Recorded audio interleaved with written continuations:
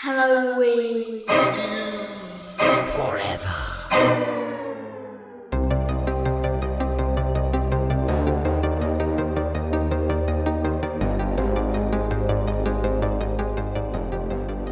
Guys, do you hear that? Do you hear that news story about the coven of witches who were this? You know, they were poor and they got all their money together, bought a bunch of lottery tickets, won the Powerball. You hear about that?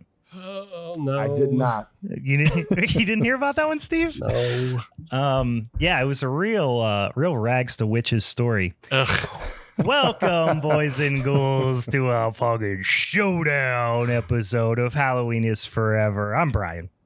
I'm Steve, current 3-dime champ. Hey, who that boy over there? I'm the random third guy, Louie, from Haunted Hangover. Hey, I Louie. just Hey, it's Louie. stumbled in here. So Yeah, I came in and I was, getting the Cryptor Kel straightened up here, getting ready, putting on Van Helsing just to get me psyched up for the show. And then I just Louie was already in here. He said, "Hey, you want to join the show?" He said, "Sure, why not?" I'm not doing anything tonight. Fortuitous. I took a break from my exercising and not drinking beer to come on here. Let's talk about some spooky shit, guys. Being lame. That's basically what I was doing. Being lame. No beer, drinking water, running on the treadmill for 45 minutes and editing. That's my entire life right now. That sounds terrible. No, welcome. We've got we teased it on last week's mini-sode, but we've got our lovely friend and returning guest, Louie from the Haunted Hangover podcast. Thanks for joining us. Of course. Thank you for having me once again. Yeah. Well, you know what? The listeners out there, they spoke. They told us what topic they wanted to talk about, which is, of course, this beautiful July Showdown episode topic, which is Nickelodeon Halloween. I thought, what better person to talk about Nickelodeon Halloween? So this man knows his Nickelodeon Halloween. You've talked about it on your show. I think I've listened to you talk about it on your show before. And so we thought, that would be a heck of an appropriate guest. So we very much appreciate that. But before we get into all that nonsense and start getting into the spooky ooky Halloween shits from the Nickelodeons, let's do a couple things to the top of the show. First of all, if you don't know what the hell I'm talking about and you're brand new to the episode, sometimes this time of year, Louie, I'm sure you get the same thing. Floating around summertime, midsummer, as the spooky season starts to approach and the countdown to spooky season starts to heat up. Start to get some new listeners. Start to get some folks popping in there, especially a fellow podcast that has Halloween in the name, right? You definitely get some new listeners popping up around this time of year. So if you're new to the podcast, first of all, shame on you, you bandwagon fan, you sons of bitches. Where you been all year long? But also thank you for listening. So this is how this thing goes. We put some beautiful, sweet and spicy new content on the interwebs for you every Monday in the form of one of these here podcasts. We do mini-sodes every single week. And then the first Monday of the month, which is what you're listening to right this damn second, we do what's called a showdown episode. We got a big old spinny wheel of topics, about a bajillion of them on there. We pull 3 of them off of there at random from the spinny wheel, throw them on the social medias on Twitter and Instagram. And then all y'all listeners and social media friends out there help us to pick which of those topics you want us to address on our showdown episode. Once we know what that topic is, we each pick a film or in this case, some TV episodes associated with that topic. And on this here showdown episode, we talk about them. We argue about whose is the superior pick. Somebody perhaps might get a hanging vertical suplex. Maybe somebody gets a steel chair upside the head. Maybe Steve, on his approach towards his four-peat, maybe he'll bring a bag of tacks out there, throw him on the mat, start choke slam people on him. Who knows? But ultimately, someone is going to reign supreme and take home that sumbitchin' championship belt for the month. So that's what we're doing here. If you want to help us vote on those topics or suggest topics, or actually just got a really good suggestion for a mini-sode that I think we should do here in the coming weeks via our social media friends. If you want to suggest those types of things, we often take them into consideration when we pick our topics. Follow us on those social medias at Halloween is Forever, pretty much all those different things, Instagram and Twitter and Facebook, and even the TikTokies occasionally, guys. Or if you want to send us an email, HalloweenIsForeverPod@gmail.com as well. All right. So got all that nonsense out of the way. One additional thing that is super exciting. We are launching a Patreon. Guys, we teased it. We asked yins what you might like to see via a Patreon. Steve is setting up a Patreon. It's live. When you're listening to this, we got a Patreon. You go to patreon.com/HalloweenIsForever. 2 tiers. Pretty simple. If you want to give us $3 a month, first of all, you get just a hearty, civilized handshake, a firm one. I'll spit in my hand and I'll give you a firm, civilized handshake. But you also get access to an ad-free episode if you hate ads like I do. God damn it, I hate ads. I would strangle an ad. But if you don't like them, you can get an ad-free version there. And then also, we'll throw a little bonus content on there for you now and again. Some movie reviews, that sort of thing. Now, if you go $5 tier, you give us $5 a month, a $5 a month. You get access to our Discord, where we're going to start doing some live recordings. You can chime in on the Discord while we record, or do some watch-alongs, some other fun stuff we have planned. And we're going to employ Steve. Tell him this master plan. We talked about it a little bit. I think we teased it on the episode, what we're going to do at that $5 tier. This has been something that's been teased at the end of a lot of episodes, but we're going to put it at the front to initiate. All it takes is one person to do this, but one person, you put that $5 down, and you send Brian into the world of Fast and the Furious, and he has to investigate all 10 circles of Fast and the Furious with me as his Virgil, guiding him through the circles of hell as we descend through all of the Fast and the Furious. One Fast and the Furious extra bonus podcast a month.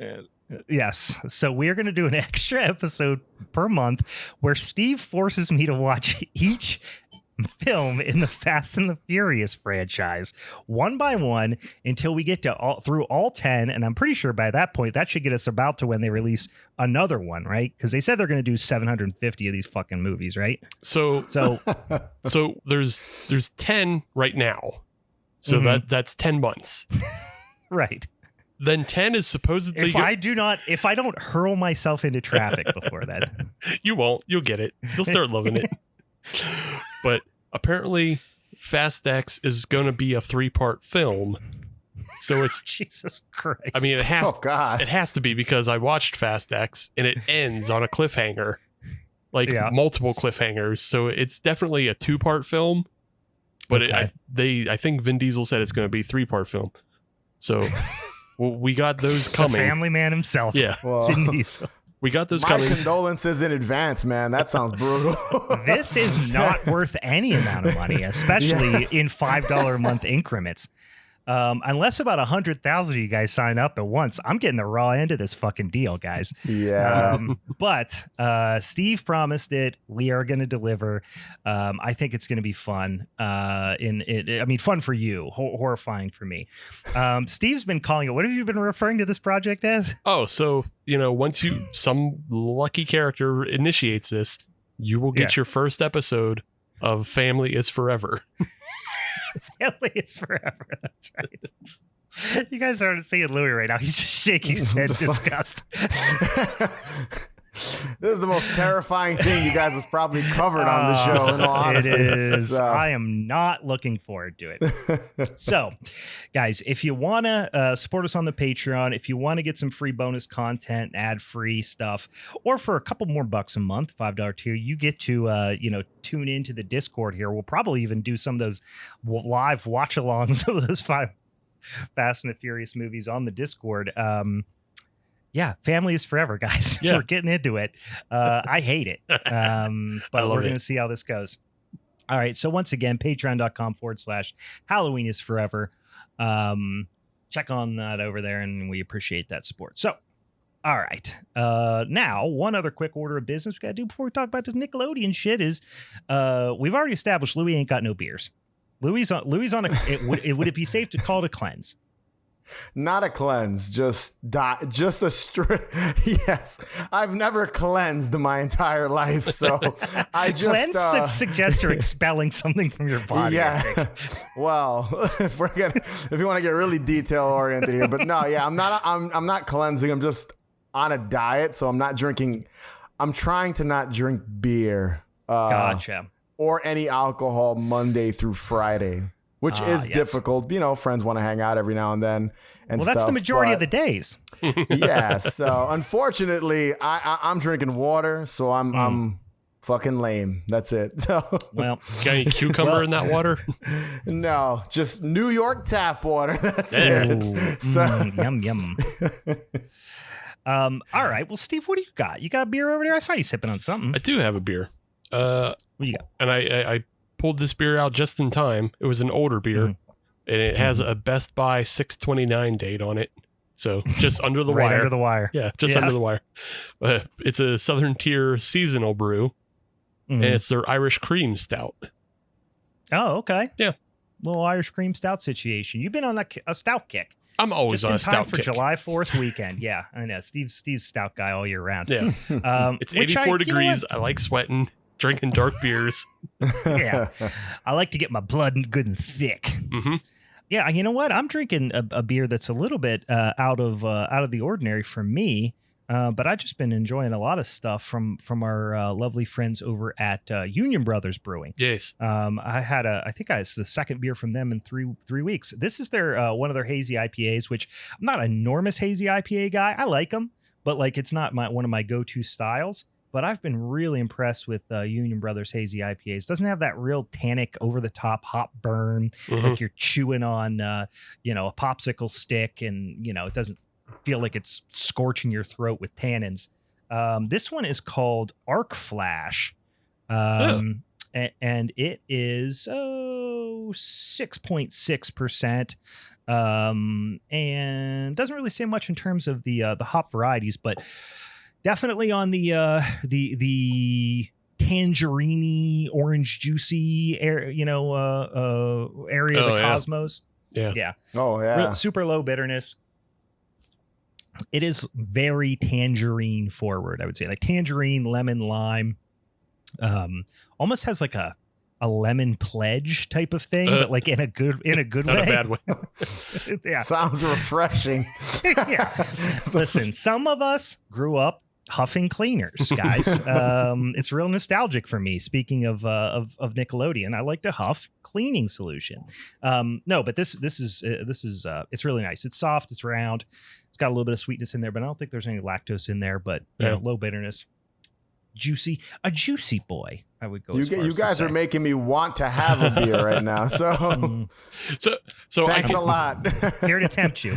I can pull Louie into this maybe a little bit, but I picked up an other half from Creekside not too long ago, and like I don't think I've ever really had another half beer before, but like obviously everybody jerks off over the IPAs that come out of there. Yeah, I wasn't impressed. Really? No. Yeah, I've had some from them I really liked. I just had actually a Hellas from them not that long ago. Are they everywhere? Are they everywhere up your way? Other Half Brewing? Are you familiar with them, Louie? Me? No. Never heard of them. No. Really? So, yeah. They're a New York City, small New York City craft brewery that like is super hyped out here, and everyone like shits their pants about them. Yeah. Well, this guy I have not heard of them, so you know. Well, they're where are they from? Are they from Brooklyn? I think. Yeah, actually, I think they're out of Brooklyn. I wouldn't be surprised if they're from Brooklyn. So. I think they are from Brooklyn. Now that I think about it, it's literally all I see here in New York City. A lot of Bronx brewery, which I've been to their brewery before. It's pretty cool. I see that everywhere. Like Bronx brewery, like shit. Every bar I go to. That's probably the big one that I see, and I think over the last few years, even at Trader Joe's, you see their stuff. So it's kind of like, no shit. Funny enough, my first feature film, they had two owners, right? The original owner, I think he quit or something. I don't know what happened. Gave us a bunch of beer for free for the movie. So like nice. everyone's holding Bronx Brewery beer in like every like Halloween party scene. It's fucking amazing. And like I forget about that like sometimes, and like I haven't watched my movie in a while, but last time someone watched it, they were like, "Why is everyone holding the same beer?" I'm like, "Because I literally got a bunch of cases of it for free." So, all right, now you got to tell us what the name of the movie is. It's called Good Day, and it's a movie. It's a movie. It's a movie. It's a drama comedy set on Halloween. Okay. It's available on Amazon, I believe, right now. I'm trying to get it in other places. It officially was released in 2018. I'm working on my second feature now, but it's a drama comedy set on Halloween about relationships with friends and significant others and things like that. So, and it's set, everyone's dressed up and stuff. Halloween. So, yeah. I'm set. You give me a good Halloween party long scene. Conversations for long conversations and monologues in my movie. You give me a mumblecore movie set in a Halloween, what it is, basically. in a Halloween party. I'm there. That's basically what it is. If you're into mumblecore, which I'm not, funny enough. Well, I like some of it. And Halloween, it might be your cup of tea. Good Day. You can find it on Amazon. I'm sold. There you go. Going on the watch list. All right. So we got the beersies out of the way. We talked about the social medias and the Patreons and all that sort of stuff. So let's get into the topic at hand, which, like I said, is Nickelodeon Halloween. So, as is tradition, to the victor go the spoils. Steve, working on that 3 times, actually working on 4, has already achieved the 3-peat. Guys, please work with me here. All right. This is fucking my life up something. So like it's so much so that if I have to watch another like shit film, like literal film about shit or some other type of punishment, I should warn you, Louie, you're not necessarily going to have to deal with the consequences of this, but whoever wins gets to impart a punishment movie on the other person, and Steve has put some wild shit on there. Last time I had to watch his student film, his student thesis film from film school, which was enjoyable enough. But before that, he's made us watch shit films. He's made us watch just all manner of horrifying nonsense. And as he gets further down, and stacks up these wins, it emboldens him to do horrible things to me and to our other guests and to our previous co-host Meg, who she dealt with a lot of that as well. So just keeping everybody in mind. Just keeping that on the top of your mind. She didn't survive. Right. That's why you're here today. Yeah, Meg's dead. She literally died from watching a really shitty movie. She launched herself off a cliff watching it. Oh, no. It's funny because Louie's film is called Good Day, but the scat film is called Goodbye. Yeah, okay. Goodbye. Yeah, like biome, like gut biome. It was horrifying. If you're ever in the mood to just fucking vomit, go check that out on Tubi. But Steve has, like I was saying, Steve is working on the 4-peat here, so he does get to choose the order in which we talk about these episodes. So, what are you thinking, Steve? So I'm thinking as I go for the Grand Salami. Yeah, I'm gonna go first. Okay. Just to not put Louie on the spot. He's our guest. I don't gotta be mean to him. So I'm gonna go first. I'm gonna talk about my Rocko's Modern Life double feature. Yeah. I'll let Louie go second. Okay. And then Brian, you can finish us out with Pete and Pete. All right. Fair enough. All right, take us into this. This is season 3, episode 3. Yes. Right. Season 3, episode 3 of Rocko's Modern Life. It's their Halloween episode. You get a double episode as with every regular Rocko's Modern Life episode, but the first one is called Sugar Frosted Frights. Mm-hmm. And just in general, the overview of the show, if nobody's seen it, if you're a younger audience member, this is proto SpongeBob. Yeah, I think that's pretty fair to say. Yeah. I mean, it is because most of the voice cast that's on Rocko, it goes to SpongeBob after this. Oh, I didn't know there was actual connections like that. Yeah. Like Tom Kenny is the voice of SpongeBob. I believe he's actually the voice of Heifer. Yeah, I think he's Heifer, if I remember correctly. Oh, I didn't realize. Yeah, Tom Kenny, Mr. Show, he's been in, tons of things, but, obviously made his bajillions on SpongeBob, I'm sure. Yeah. Yeah. So Tom Kenny, is the voice of Heifer. And then there's another actor, Mr. Lawrence, who plays a lot of the tertiary characters. And then he also goes on to do tertiary characters in SpongeBob. And then the voice of Rocko is Carlos Alazraqui. You'll recognize him though. He's on Reno 911. Oh yeah. He plays one of the cops, right? Obviously, that's not really helping a lot. There are other characters that aren't cops, but I'm trying to remember what his. Yeah, I can't remember his character's name, but he's the one always teamed up with Jonesy, and he's like the more racist cop. Yeah. I can't remember his name at the moment, but obviously you have a lot of backup as far as just comedy chops and everything, and you can see it in the writing of Rocko. They have a bunch of sight gags, but also they have weird fourth wall meta breaking jokes. Some of them happen in this one, and then you have jokes that are more or less referential that are for adults. Because the adults will get them. The whole second episode is an entire Hitchcock reference, to a bunch of Hitchcock works. As a kid, when I saw this, I didn't get it. I think the only thing I got was the opening. That was the parody. Yeah, there are. This is one of those, and a lot of the Nicktoons were the first cartoons or even kids shows in general that I saw that had a ton of references for adults. Now that's super commonplace. All the shows my kids watch have tons of stuff that I'm like, they don't know what that means. They don't get it.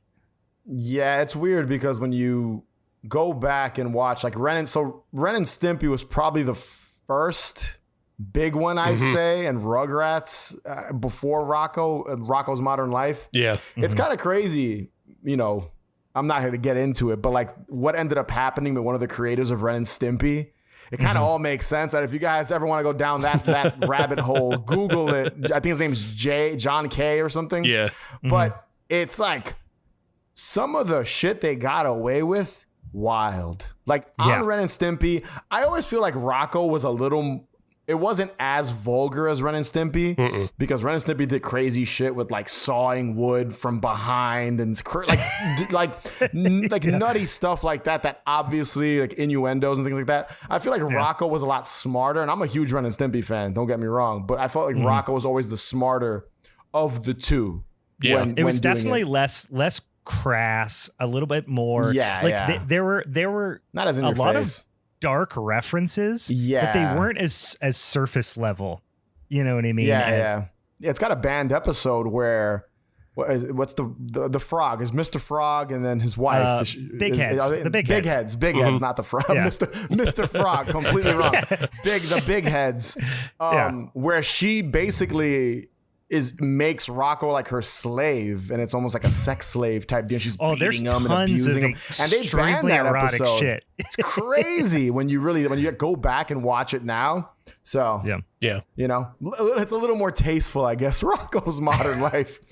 So I find myself quoting Rocko's Modern Life more than maybe any other show from my childhood. Really? Just so much so that I will forget where the quotes come from. And then I'll think about it, oh, that was from I told Steve, I talked about this in the show before, where I will regularly just find myself doing the elfin women are so beautiful, that whole dialogue thing. Yeah. And then I completely forgot that it was from Rocko's Modern Life. But anytime I'm anywhere and somebody makes a comment about a tree, my brain immediately wants to say, plus all the lovely oxygen, from that episode where the tree grows on his head, where he takes that pill and makes his tree grow. Oh, it's just such a quotable show.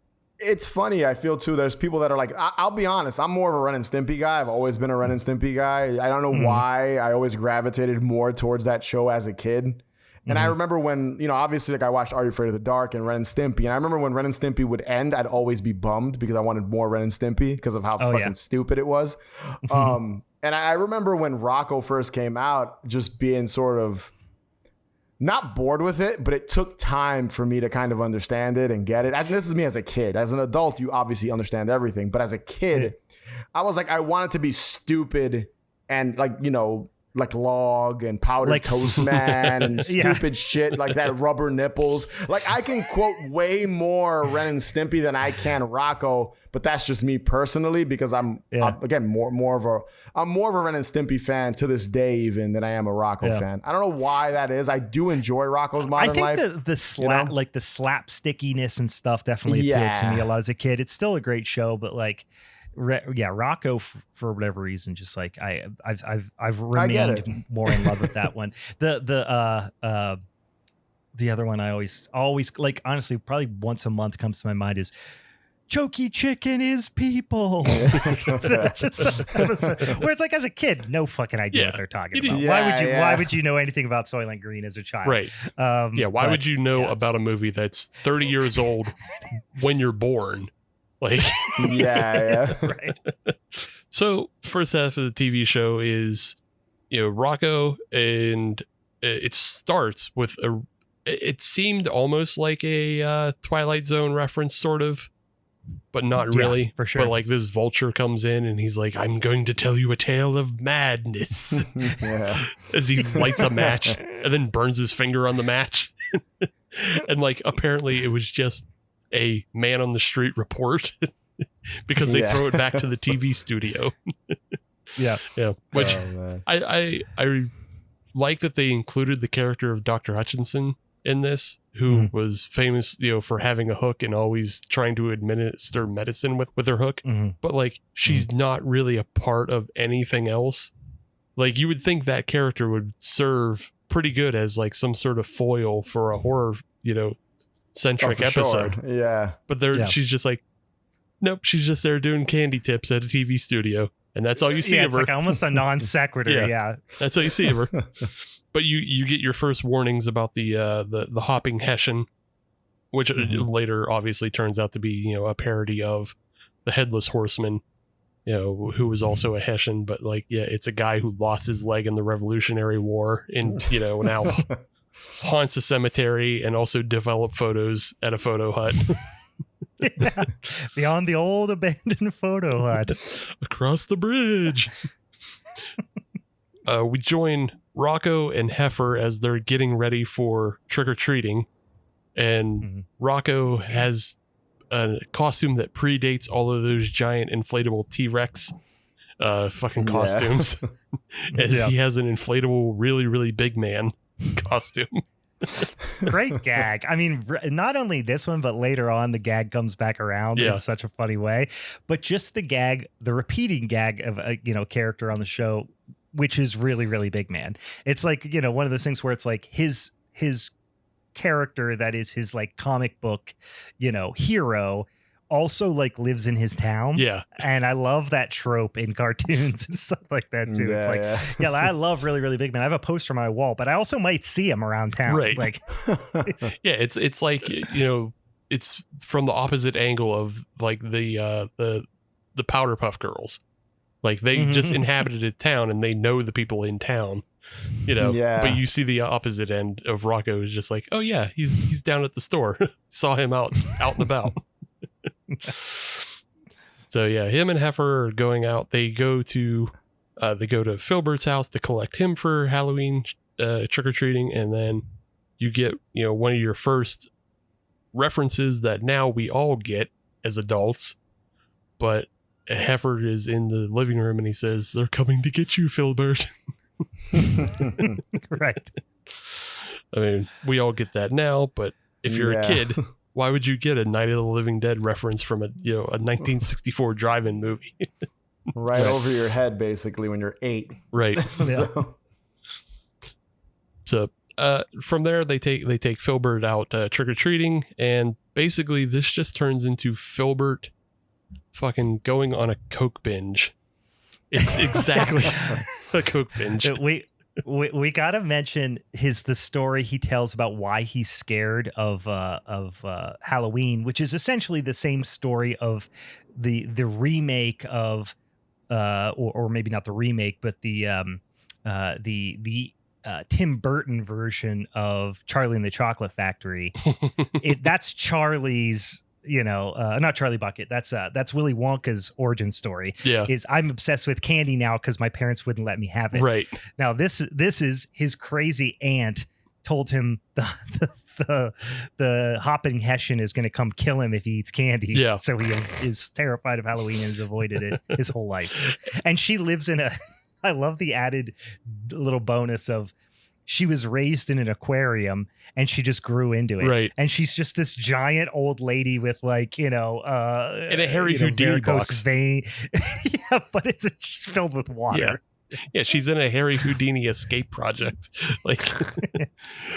But it's kind of funny, like that's slightly there's a slight bit of intelligent writing to that, in that this character was sheltered and grew up in an aquarium and never left the aquarium. And so she's the one that's trying to protect people from going out and having fun and doing anything, because she just constantly just lives in her own bubble, or glass box in this case. Almost a Carrie-ish type of reference or something. I mean, I guess it's a little bit more of a broader horror trope, but yeah, the outside world's scary to me, so let me make you scared of it. Right. Yeah, be terrified of the world. But yeah, they take Filbert to the first house, and the first house is where you get the gag of the lady answers the door and says, "Hey, you've already been here." And Rocko says, "No, I haven't." Quick cut to really, really big man, for some reason dressed as Rocko, walking down the street. That's just pretty funny. whistling. Yeah. Why the fuck would a really, really big man be dressed as Rocko? Exactly, shirt, but he's got the giant inflatable Rocko on. Yeah, it's a great gag. But yeah, then eventually they do get Filbert his first taste of candy, and he just fucking loses it. Just starts terrorizing town, completely loses his ghost costume, which wasn't really a costume in any way. He was just hiding in there. Yeah. And then I love, he knocks on a door, and obviously there's always that one person in town who's not giving away candy. She's giving away pennies. And just the line delivery of, "Are you insane?" Oh my God. He just loses his mind. After he eats the candy and he's got this big, the sugar rush is in, just kicking off. He grabs Heifer and Rocko and pulls them in really close to him and just goes, "Help me." It's just such a great gag. He's just so unhinged right from the fucking start. Are you insane? And he busts into that lady's house and just starts just eating sugar right out of the bag, which he covers his face in sugar. And that's where, now as an adult, you go, that's Coke. He's doing Coke referencey things. Yeah. But now, it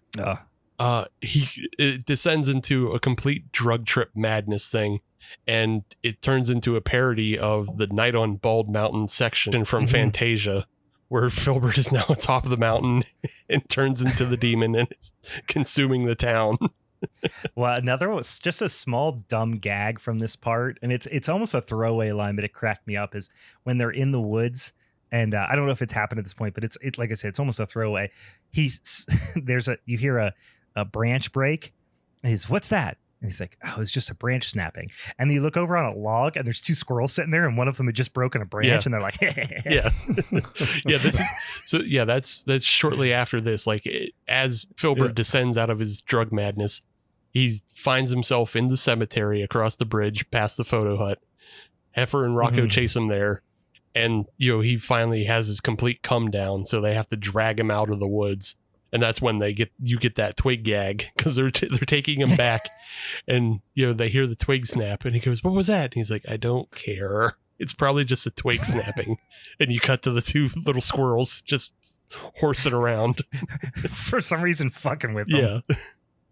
But right after that, one of the squirrels catches up and jumps in front of them, and this is one of my favorite things about the Rocko show was just like any like little kid or little like animal or anything would just have like a regular full grown man's voice. Yeah. That was definitely a reoccurring gag. Yeah. It's just like, hey, look behind you. To which they turn around to see the hopping Hessian. And he chases them down, and I didn't get this reference, and maybe you guys know what it's referencing, but the Hessian chases them down, and basically like it's assumed that they're attacked and killed, and all you see is Filbert's broken glasses tumble down some grass into a running river. And it just seems like such a specific like shot. Yeah. With all the other references they do, and like it's so specific the way that plays out. I was just wondering, I couldn't place it though. Yeah, it feels like a Twilight Zone maybe reference, but I don't think so, because the glasses, that's what I thought of. Yeah. Mm-hmm. Yeah, the glasses when he steps on him and he's got all the books and stuff. But I actually, this might be a stretch, but I think it might be a Deliverance reference. Okay. I'm not 100%, but I can picture the scene of the guy's glasses, and I think it's the little squirrely guy with the glasses in Deliverance. I feel like it's a Deliverance reference. Okay. I'm not 100%, but I'll have to double check that. I haven't seen that movie, so that's probably why I wouldn't get it if that's what it's referencing. So, yeah. It's probably what it is. Yeah, I'm not 100%. I'm confident that that's what it is. I think you're probably right, because it could. I've seen Deliverance a couple times. It's been a while, but now that you say that, I'm like, wow, you might be right. Yeah. Okay. So yeah, it just like, and you wouldn't put it past the crew working on this show to do a reference to that is so obscure that like even as a kid it would take you a long time to try and figure out what they're talking about. Like that. Yeah, because it's just so, but yeah, it was so specific in the way it was animated and shown. I was like, that has to be a reference to something, but I don't get it, even now. I'm looking, I'm not seeing anything, but I might, I don't know. If you're listening out there, if you know what that reference is to, or if you can confirm that it is Deliverance and we're completely wrong, or we're completely, or I'm starting to think maybe I'm wrong, because now I'm looking at the characters in that and I'm like, I don't think that's the guy I'm thinking of. Anyway, if you guys know, let us know, because now I'm super curious. It's not referencing anything. Watch, that's what it's gonna end up. That's what it'll end up being. So yeah, but then they do a flash forward to 1 year later, and apparently everybody's fine. Filbert has boarded up his fucking trailer so nobody can get in, so Halloween can't get in. But he, I guess, has a change of heart. He opens his window to a kid walking around his, neighborhood, and he's like, "Young boy, smart boy, what is it? What is today?" Yeah. And again, another grown adult voice. It's just like, it's Halloween. What? And why they go into the Christmas Carol, the Charles Dickens reference at this point makes absolutely no sense. That's why I'm flip-flopping back, and I feel like the Deliverance reference might be accurate, because they're just going all over the fucking place with these references. Yeah, I mean, yeah, the references pull from everywhere. Like, we've already had Night of the Living Dead and Fantasia. They'll pull from anything. But yeah, and then the episode ends with Filbert, busting into Rocco's house, and Rocko, Heifer, the hopping Hessian, and then the leg that the hopping Hessian threw at them are all having popcorn and revisiting last year's photos. To the punchline of, they're all standing in a photo together, and Filbert asks, "Well, then who took this photo?" It's a great gag. Yeah. Just... Yeah. You don't, obviously you thought it was the climactic scene. You got the scare. Oh, wait, no, they're friends with the ghost now. Yeah. But who's the real ghost? Yeah. It's funny that this episode ends that way, because mine has a similar ending. Maybe not as sort of. They're kind of in the same lane. Yeah. I guess. When you think about like the people who, this was in the 90s, obviously, like think about the people who wrote these episodes for television in the early to mid 90s. They grew up on the Twilight Zone. Oh, for sure. So all of these things feel like they have a deep Twilight Zone vibe to them. Yeah. Yeah, I mean, that's I think how it always is. Yeah, it's like that Twilight Zone's basically like the king of anthology television. So at any time you're doing kind of a contained story, I feel like that's what all these like Treehouse of Horrors does that. That's basically what it is. It's almost like It's almost like the Twilight Zone and Tales from the Crypt. Yeah, you know what I mean when it comes to just the way the segments are and just references and things like that, even though they reference other horror movies as well. So yeah. And then goes without saying. Yeah, then even Futurama just made it completely obvious and said you're going to go through the spooky door. Yeah. But so the second half of this episode is Ed is Dead, a thriller, and it's just straight up Hitchcock ripoff after Hitchcock ripoff. It mainly takes Rear Window. But you get pieces here and there of other things. Like the intro is very much from the Alfred Hitchcock Presents show. Yeah. Which is like, that's the only reference I would have gotten as a kid, because I definitely watched that either on Nick at Night. I think it was on Nick at Night. That original Hitchcock show. Yeah, I think it was. Yeah, I think it was. I feel like it was. Yeah. Because Alfred Hitchcock Presents is the one where they have like his silhouette Right. and it like with he goes into his a silhouette. theme song, and then he walks into it and he introduces the segment. Yeah. Or whatever the story is. Yeah. So yeah, that was definitely on, a Nick at That's Night. still on everywhere now. So you can find it on like Me TV and stuff like that. So yeah. Me TV. Shout out Me TV, first of all. for Dude, playing love me some Me Alfred Hitchcock Presents. Fucking love some Me TV, guys. Sven Gulli's over. Yeah, there you go. Yeah. But yeah, so they completely ape that opening, except for instead of, it being Alfred Hitchcock's tummy, it's Heifer's ass. Yeah. And he's wolfing something down. But, when he turns to realize he's on camera, he swallows too quickly, and he just like starts talking like Hitchcock because he's choking at the same time. It reminds me of that I think he should leave bit. Like, yeah, it's like salute. It's like I just saw that episode, and my wife she thinks it's the stupidest show ever to exist. Oh, yeah. But that one segment got her when he's choking. He doesn't want to embarrass himself in front of the guy. So silly. He keeps making the faces like this guy's crazy. We've always choking. Yeah. So fucking stupid. Oh God. I just because I do kind of love that show, like I came to the conclusion that if you look at that show from the lens that every other adult in that show is an adult who got bigged from a fortune teller machine and is like a child trying to be an adult. Yeah. Just look at it from that basically what lens. it is. Yeah. Just leaning into shit that no adult should lean into. Yeah. That's a show I quote way too much. I just recently hosted a very large event it was a goat race. And long story short, I work for a brewery that we do a giant event that we race goats. And it's fun. It's a big beer festival and, German Oompa music and people race goats. And the amount of times I quoted the little buff boy pageant. Oh, God. Did you see that one? Yeah. I was hammered up there in front of like 4,000 people and I was going, what a crop. I just kept saying That's amazing. Me and my co-host, we were hammered. We were like, look at this little brick shit house.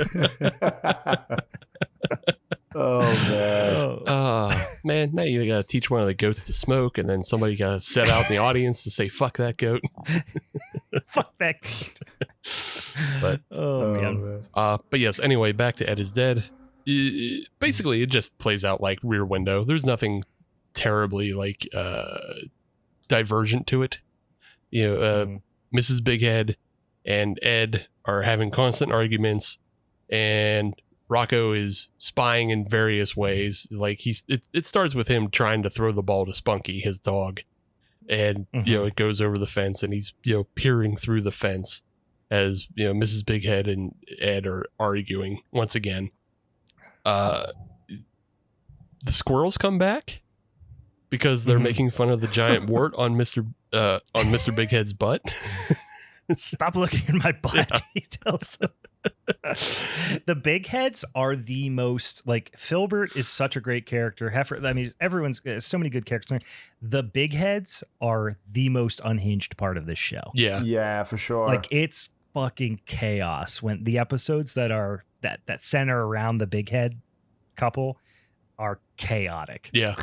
I mean, they were, I don't know if they were based off Alan Peg Bundy in any way, but it feels like it's almost like this just vague honeymooners-ish type of thing. But then they talk almost like they're like very prim and proper. But like he almost seems like what's the name of the guy who from Caddyshack? He almost seems like the freaking judge from Caddyshack. I know. I can't remember this character's name, but yeah, like the way he talks and he's like, oh, he goes up and he goes down and he just does this like insane, well, we're almost waiting. Jiminy Glick. Yeah, exactly. It's almost Jiminy Glick like. Yeah. I get where you're going. Going with those characters. Like I said, there's that episode that's banned that I always remember, and it was based around her. So there you go. And even the end of this episode, we get some like weird kind of mixing the sex with the violence kind of thing at the my end. My note is the episode ends with rough choke sex for the big heads. Yeah, it really is. That's exactly what happens. I wrote last point, weird frog sex. Yeah. Oh God. Which like it like that whole prim and proper like way of speaking is like the way they behave like outside of the home, you know. But like because Rocko is their neighbor, like he gets to hear all the time of like just how insane, just constant screaming and carrying on is going on over there. So like, yeah, aren't they always like nasty to each other? Like you're fat, you're ugly. Like that's basically kind of their thing. Yeah, right. Yeah. So yeah, that's why I was saying like it's kind of like Married with Children, but turned up to 11. Yeah. Like Brian made reference of the honeymooners, which is kind of the same thing. Like they would dig on each other, but like I mean, all these couples are essentially based on the pretty much in some way. Yeah. It's like they only they're allowed to talk shit about each other. No one from the outside can. That's kind of like you said, Al Bundy and stuff. That's how the Bundys are. Yeah. Everyone else is an outsider. It's like only we can talk shit and they stand up for each other. It's like at the end they love each other. Everyone else can go to hell, but they talk shit about each other too. So yeah. Kind of just a trope, I guess, in the 90s when you think about it. So. It was a very 90s thing. Yeah. For whatever reason, like I feel like that whole thing really came on hot in the 90s of like married couples being real dicks to each other. Yeah. Real shitty to each other. What's the show from there's another famous show. It escapes my mind right now. Roseanne. Roseanne, they loved each other. They did talk shit about it. From the 70s, I think it was, or the 80s, where they're playing the piano in the beginning. No. You're thinking of All in the Family. What's Archie Bunker? That's All in the Family? Yes. Yeah, but it was All in the Family. I'll be honest, I never watched All in the Family. So I know the character. I've never watched it. Yeah.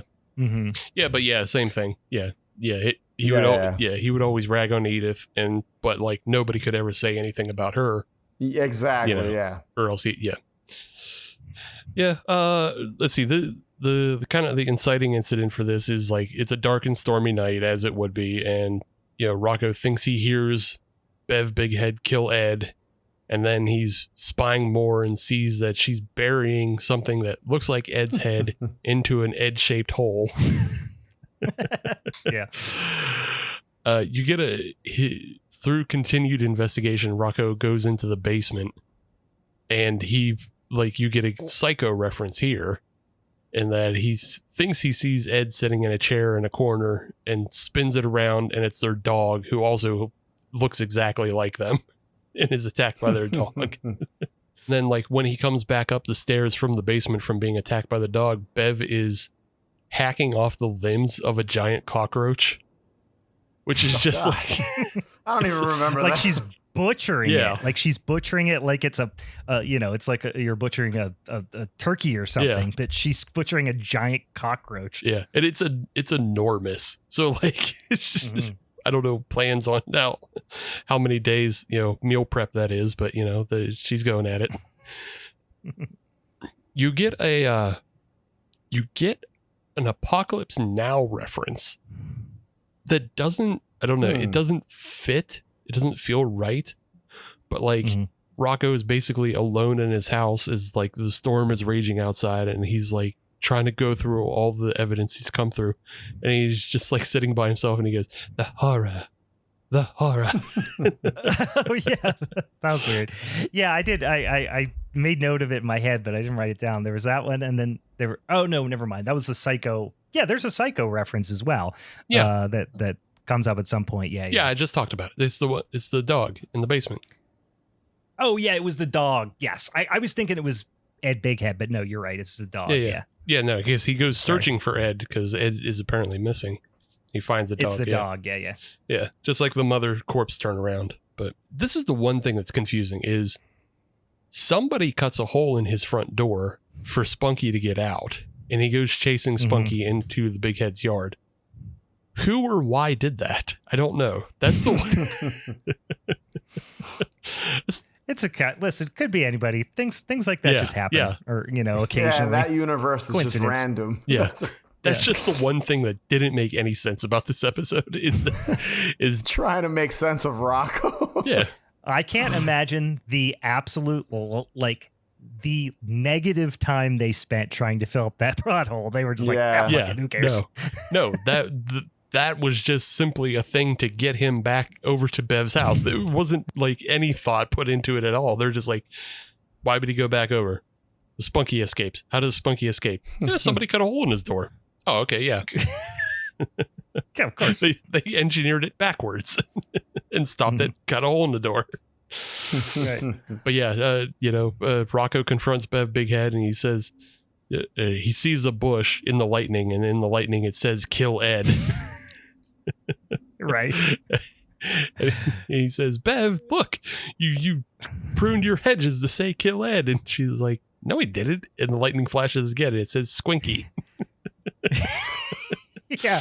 And then it says kill Roy. Yeah. Which is just another weird reference. But yeah. Do you think that was an Office reference? I don't think that was an Office reference. I'm just kidding. Don't think so. Obviously. No way. It was way after that. I'm just being a fucking idiot. I don't think so. I don't think this show predicted The Office, Brian. All right, fine. Fucking, I'm gonna ruin all my fun.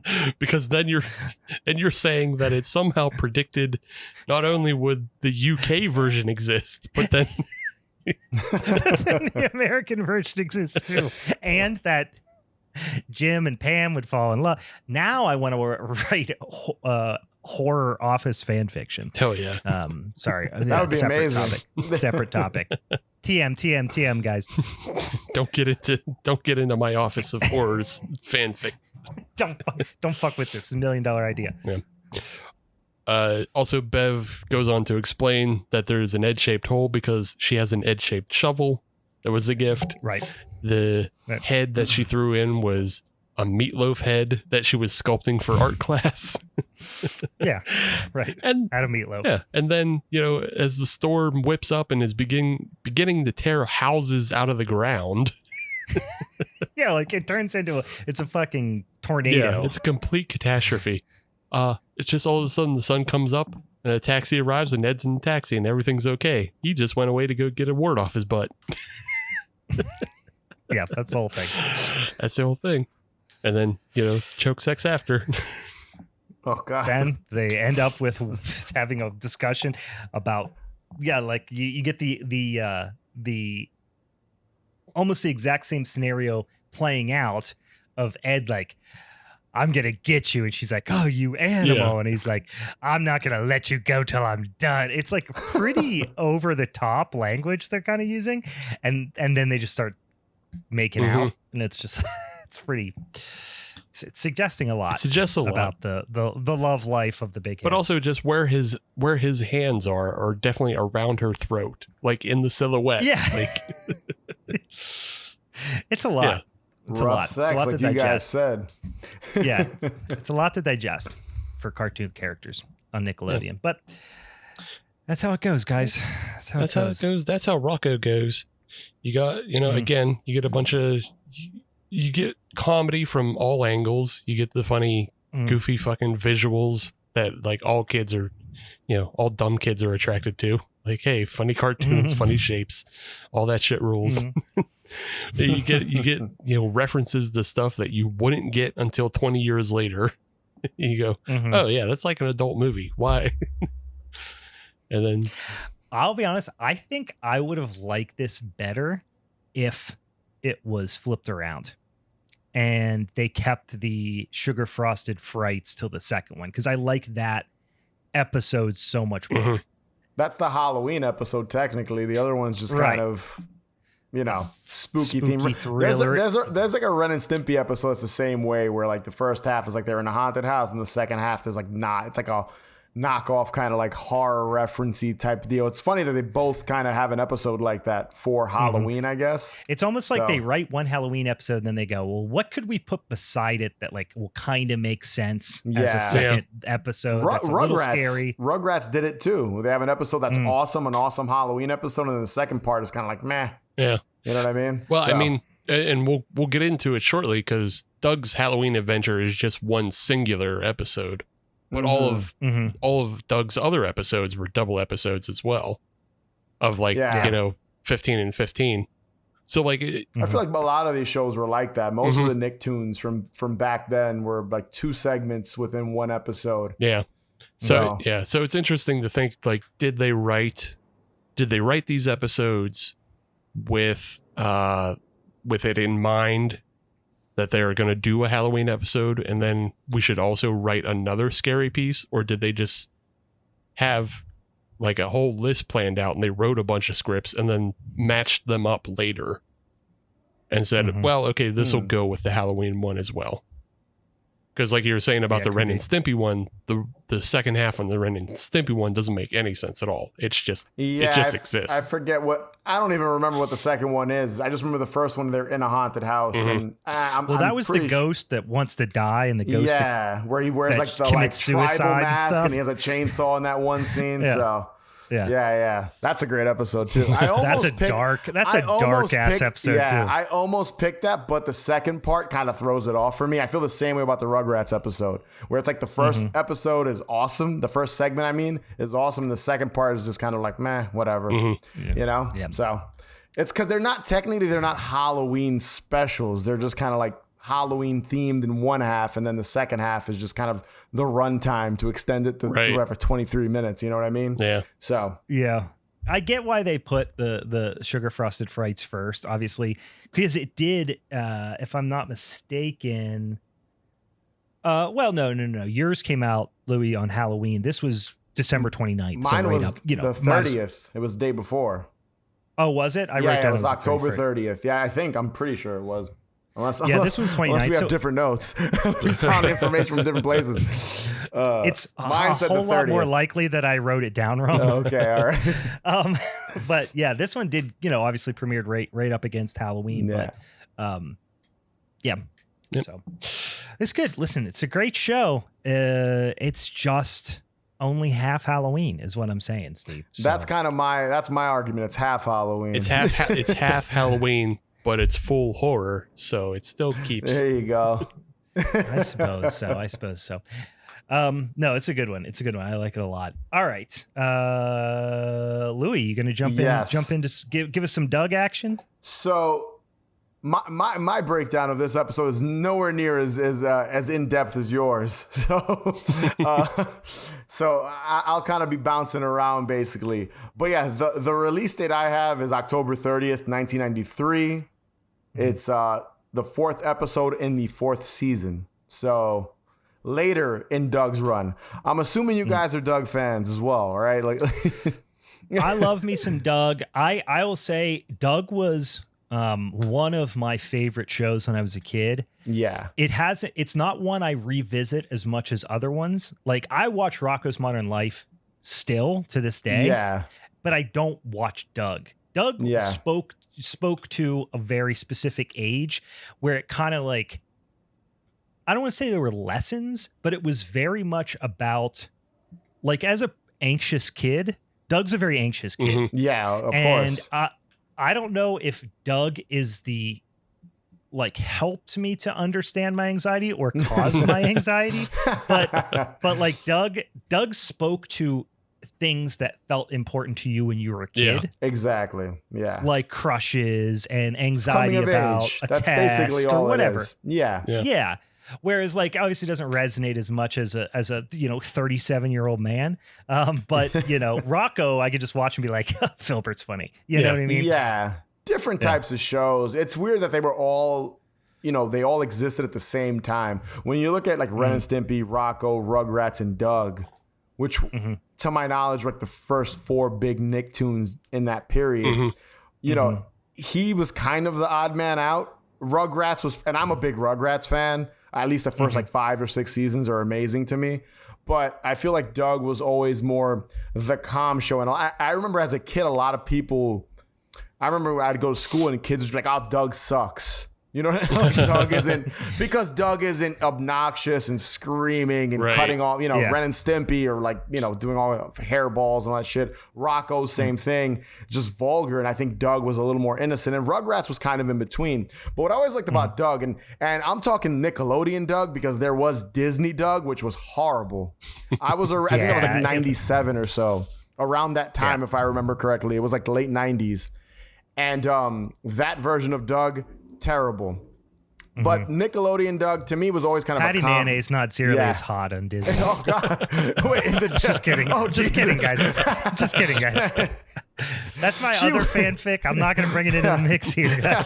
Oh God, where's this conversation going? But yeah, Doug always was just kind of chill. I'll tell you where it's going. It's going Patty mayonnaise fanfic, guys. I thought I spelled it out clearly. Doug was always kind of like the calm, kind of everything was kind of chill. It was more low key, realistic show. That's what I always liked about Doug, and I always thought, and I'm with you honestly. Out of all of these shows, I probably revisit Ren and Stimpy the most, even more so than Doug.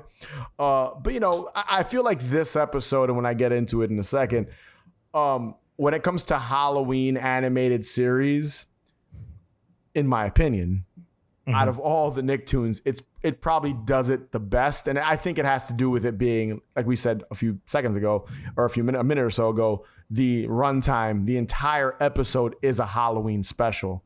And, when it comes in your episode, we haven't gotten to it yet, but that's spoiler, a live action thing. So it's kind of different, but But yeah, so Doug's Halloween Adventure, in a nutshell, my very not sort of brief, because I kind of break it down where there's things I love about this episode, and a lot of it goes back to my love for haunted attractions and haunts.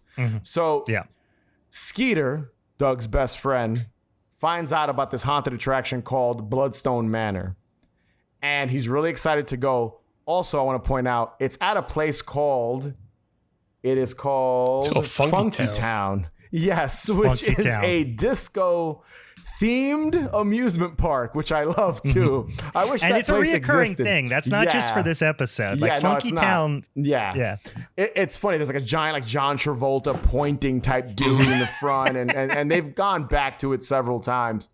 And Bloodstone Manor, you learn a little bit about the backstory of what the theme of this haunted attraction is. And there's this guy by the name of Baron von, I pronounced it when we covered this show. I believe it's Heckelhofer. I believe Heckelhofer. Heckelhofer. Yeah, Baron von Heckelhofer. Baron von Heckelhofer. You can tell you're not Midwestern because that's like a pretty common name out here. I'm just kidding. Oh, yeah. I'm going down to the Heckelhofers. Oh, sure. Oh, yeah, we got a potluck. Dude, when we covered this episode, I butchered that name several times. Oh, yeah, the Heckelhofers are butchers. But basically... That's a good yes, bit. that was I gotta acknowledge that. But basically, he built this manor for a bride on their wedding night or something like that, and she died because she fell down this, I guess, shaft or something. He didn't put in a floor. He forgot to put in a floor. He forgot to put in a floor, right? Something like that. And because that plays into the actual haunted attraction as well. And ever since then, the place has been cursed. Now, what I like about this is it always made me laugh because is this a real haunted manor or is it a haunted attraction?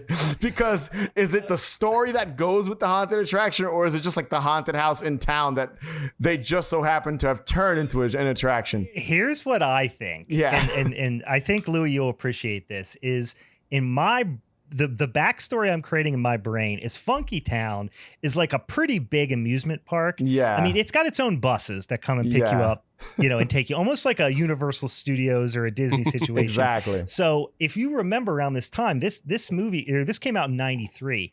The early 90s, and I think we even talked about this when I was on your show, is the Elvira pitched everything back then. Yeah. And all those Elvira like commercials, like Mug Root Beer, and like pretty much every single Halloween sweepstakes at the time, you won a all expense based trip to Universal Studios Halloween to Horror visit Nights. Halloween and the Psycho Mansion. You got to party with Elvira at the Psycho house and all that stuff.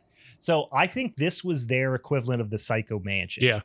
It was up on the hill. It was in the background, so it kind of like was a similar setting. I think the story goes, if I remember correctly, I think it was like the house was abandoned, I think, and they built the amusement park around it, something like that. I took it as Skeeter was playing into the marketing of the whole thing. That's and what I it was thought. Real.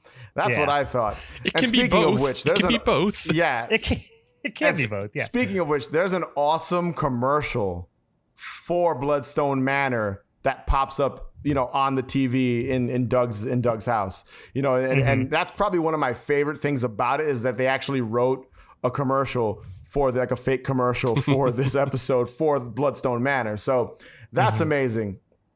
But yeah, so Skeeter really wants to go. Doug, he's a scaredy cat. That's always been Doug's thing. He's, timid guy, scaredy cat. And soft boy. He's very much a soft boy. Very much a soft boy. Doug is the OG soft boy. If anybody who's into that, like that aesthetic, you owe everything to Doug. Yes, big time. He's the originator of soft boy culture with his khaki shorts. With his khaki shorts, his fucking sweater vest, green sweater vest V-neck thing. But yeah, so. Doug tries to, I guess he tries to persuade Skeeter, like, let's go trick-or-treating, but they're obviously too old for trick-or-treating, but he's like, oh, let's do that anyway, because he really doesn't want to go to this haunted attraction. And there's a little side story because he's dressed up as Grace Canyon, who's his idol, basically an Indiana Jones parody. That's what Grace Canyon is. And there's several kind of, his imagination, just daydreaming of what could happen. There's one that he's really brave, and then there's one that he fails and all the ghosts. I think there's one that he scares all the ghosts that they leave the house, and there's one where it all goes wrong for Grace Canyon or Doug as Grace Canyon.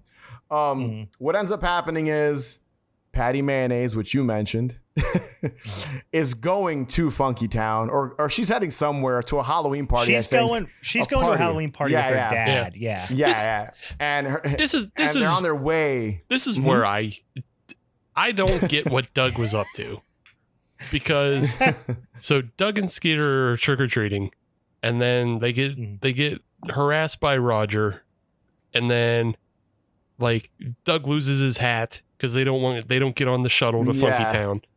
And Patty pulls up in the van with her dad, and she's like, I'm going to a costume party at such and such. Yeah. That's the worst. How dare you? How dare you? That is a terrible. Her dad's kind of an asshole too, kind of like talking shit to Doug and stuff about Bloodstone Manor. Yeah. He's like trying to frighten him even more. But like, if Doug's goal is to not go to Bloodstone Manor, then why doesn't he go to the costume party with Patty? And also, like, when they go to Bloodstone Manor, Patty doesn't go with them, so he's not being brave in front of her. So just hang out with the girl you like.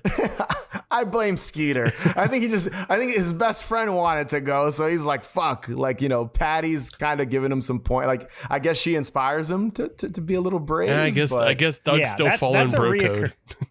Yeah. Basically, yes, that's what's happening. He's also, let's be clear, he's not invited to the party Patty's going to. So he would have to full on invite himself. and he'd have to be Skeeter. like, we're coming with you. Yeah. They're like, we can give you a ride to Funky Town. And he would have to be like, no, we're coming to where you're going. Yeah. Just ask. Yeah. But and you mentioned Roger, the bully. Roger Klotz. Yeah. He basically, shitty kids. They want to TP houses and trees and shit like that. Doug doesn't want to do any of that. And that's another thing. Calls him a chicken. And Roger's just that's always Roger. Roger's an asshole in every episode of Doug. So they end up at Funky Town. They end up at Bloodstone Manor. Funny enough, it's the three of them. It's Skeeter, Doug, and Roger. And there's like a whole thing where they're the last in line to get in and the park's about to close. And they finally get in. And and this is probably another thing I love about the episode. There's this thing called the threshold of, is it death? Yeah. The threshold of death. And once you pass it, that's it. You've made it into Bloodstone Manor. And they go in, and the threshold of death is a pit, a spiked pit, I guess referencing the bride that fell because he didn't finish the floor. Hasselhofer or whatever the hell his name is. And Doug finds out that it's all a gag. It's glass. It's a glass facade, and it's not real. And it's just to kind of, it's a gag. It is a haunted attraction, guys, basically, is what that tells you. And long story short, they make their way through an amazing haunted attraction. This shit's got a roller coaster in it where the cars are coffins, and they run through kind of like a haunted mansion-esque graveyard. And what ends up happening is they lose Roger. They find his boots, which was part of the the story, the lore behind it initially. Yeah. Is that I guess that's all that they find are the person's boots, right? If I remember correctly. And Doug, for some reason, because Roger's always super shitty to him, so I don't get this part either. But Doug wants to find Roger because he feels he can't leave him behind, inside of the house. They believe all the urban legends and stuff like that about the mansion. What ends up happening is they stumble into basically the background behind the scenes area where they find all the props and stuff like that. And throughout the actual haunt, the ghost itself, Hasselhofer, he's purple, green face, kind of Zorro type mask with the creepy red eyes on it. He pops up and ends up showing them that Roger is pranking them now and pretending that the ghost got him and all this shit. And he's outside. I think he wants to TP them. That's kind of what I got from it. It's really odd. Yeah. Roger, real fucking dirtbag. Yeah. Piece of shit. Shitty kid. King of shitty kids. King of shitty kids. Not only will he be a dick and pick on them and try to belittle them in front of people, but then after you help him, he'll still fuck with you. Yeah. He's big of a piece of shit. They never. And the whole thing is, because Doug didn't want to TP houses and shit. So yeah, they never show it. But Roger absolutely smokes cools. For sure. Oh yeah, for sure. Hell yeah. He smokes those little ones that you pop the little crystal in it. Yeah. Oh god. But I was watching this with my youngest daughter, who's 7. Just turned 7, and even she was like, whenever they saw Roger's boots in there, and he was like, "Oh, we gotta," Skeeter was like, "We gotta go," and Doug was like, "No, we can't. We gotta go save him." My daughter goes, "Just let him die." It's just flat out, God. Qualm. She's just let him die. Well, that's what Skeeter wanted. I think Skeeter wanted to book it and leave Roger in the haunted house in Bloodstone Manor. But yeah, that was Roger's deal. Wanted to prank Doug and Skeeter.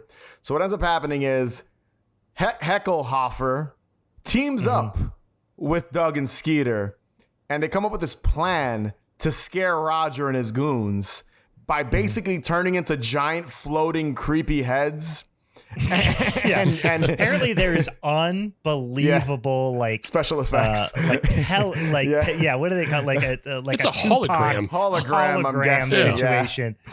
Yeah. I didn't overthink any of this when I watched it.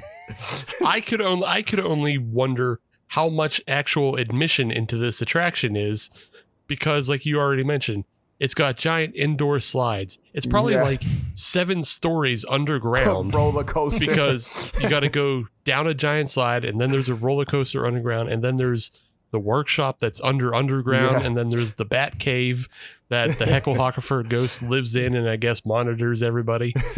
So like, it's like a Resident Evil fucking base. The way it's set up. Mm-hmm. He's got his little security Funky room. Town is real fucking deal, guys. I'm telling you. It's got more money than Walt Disney, basically, I guess, than Disneyland. What if in the Doug universe, John Travolta is Walt Disney and created Funky Town and erected that giant statue of himself? That'd be amazing. Instead of Walt holding Mickey's hand, it's just him doing the pose. He's like, "Hey, come into Funky Town." He does all that. Hey. So, but yeah, even worse though would be if it was based off the sequel of Staying Alive that was written by Frank Stallone. Amazing. Directed by Sylvester Stallone, too. Yeah. So, it's the Stallone brothers who own Funky Town. It was like Frank Stallone wrote music for it and Sylvester Stallone directed it. Hey, man, guilty pleasure. But yeah, Roger, Skeeter. It's called Funky Town, oh my God, you guys. Oh, God. Whatever town Doug lives in, it's a company town for Funky Town. Everybody has to work there, and they have company script. Isn't it Bluffsburg or something like that? I think so, Bluffsburg. Yeah. Bluffington. There you go. That's right. But yeah, they team up. They scare Roger away, and the twist ending is that it was actually a ghost. He kind of like flies away into the night. So the guy that I guess runs this haunted attraction, or for tonight at least on Halloween, it's the actual ghost of Heckelhofer that's scaring everyone for 7 hours or whatever on Halloween night. So yeah, that's basically it. That's Doug's Halloween adventure. My favorite thing about this episode is just I think they do a tremendous job at representing a haunted attraction, just kind of, the urban myth. Everyone's got that haunted house that, someone died in it, or someone slid down something and ended up in bodies. Someone had a heart attack. Someone shit themselves, whatever it is. And how they incorporated that into the actual episode. I talked about the commercial, kind of just the build up to the haunted house. We were all kids at one point. And, when you're 12 or 13 and you're first entering a haunted attraction during the Halloween season, you're nervous. Even though in the back of your mind this is all fucking fake, it's still kind of scary because you don't know what to expect. And I took this as Doug's first time entering a haunted attraction. You know what I mean? Oh, yeah, for sure. And I think this episode did a fantastic job with that. It also did a great job representing Halloween as a holiday. The shots of Skeeter and Doug, even though, they're too old, I guess, to be trick-or-treating, just seeing all the people walking around, the leaves, the full moon, just everything about it. The episode's got a lot of atmosphere even before entering the haunted house. And there's even a separation between them being kids trick-or-treating and kind of entering the unknown. In Doug's case, at least, because Skeeter's the real reason this is all fucking happening. You know what I mean? And that's my favorite thing about it. Just when it comes to Halloween, balancing like two of my personal, this is a personal pick, two of my favorite things. Even if you're not a Doug fan, I think this episode by itself does a great job just kind of showing you what Halloween's like as a kid. Balancing the more adult-oriented thing you could do during the season, and then the more innocent thing with trick-or-treating. So that's what I love about it the most personally, and that's why I pick it. And it's always my go-to, I think, when it comes to like family friendly, because Rocko's not fucking family friendly. Well, kind of, but I think like you said, your daughter watched this. There's nothing about this it's so innocent. You know what I mean? There's nothing about it that's vulgar. It's wholesome. It's got a little spookiness to it. I think let's say Hasselhoff. Yeah, it's slowly morphing into a Baywatch themed episode. The design of that character is fantastic. I want to get him tattooed on me. I haven't done it yet, but I really do want to get just that character tattooed because I think it would make for a sick tattoo. And I just love it, man. I love it, you know. And I think if you haven't seen it, you should watch it. It absolutely is worth a watch. It's one of my favorite ones of the, you know, this is definitely one I considered picking too. And I think the same things that you mentioned are what I love about it. One, the trick or treat scenes. Doug as a show, the animation style does nighttime really well. Yeah, it does. And the most memorable scenes from this series, not just this episode for me, are the nighttime scenes. I agree. They just make nighttime look, I don't know. It just feels very authentic. And not only when they're trick-or-treating out, like it feels like it just is dark. Like they're not afraid to make things look really dark. Yeah. You know, like in contrast, Rocko's Modern Life, which I love as well.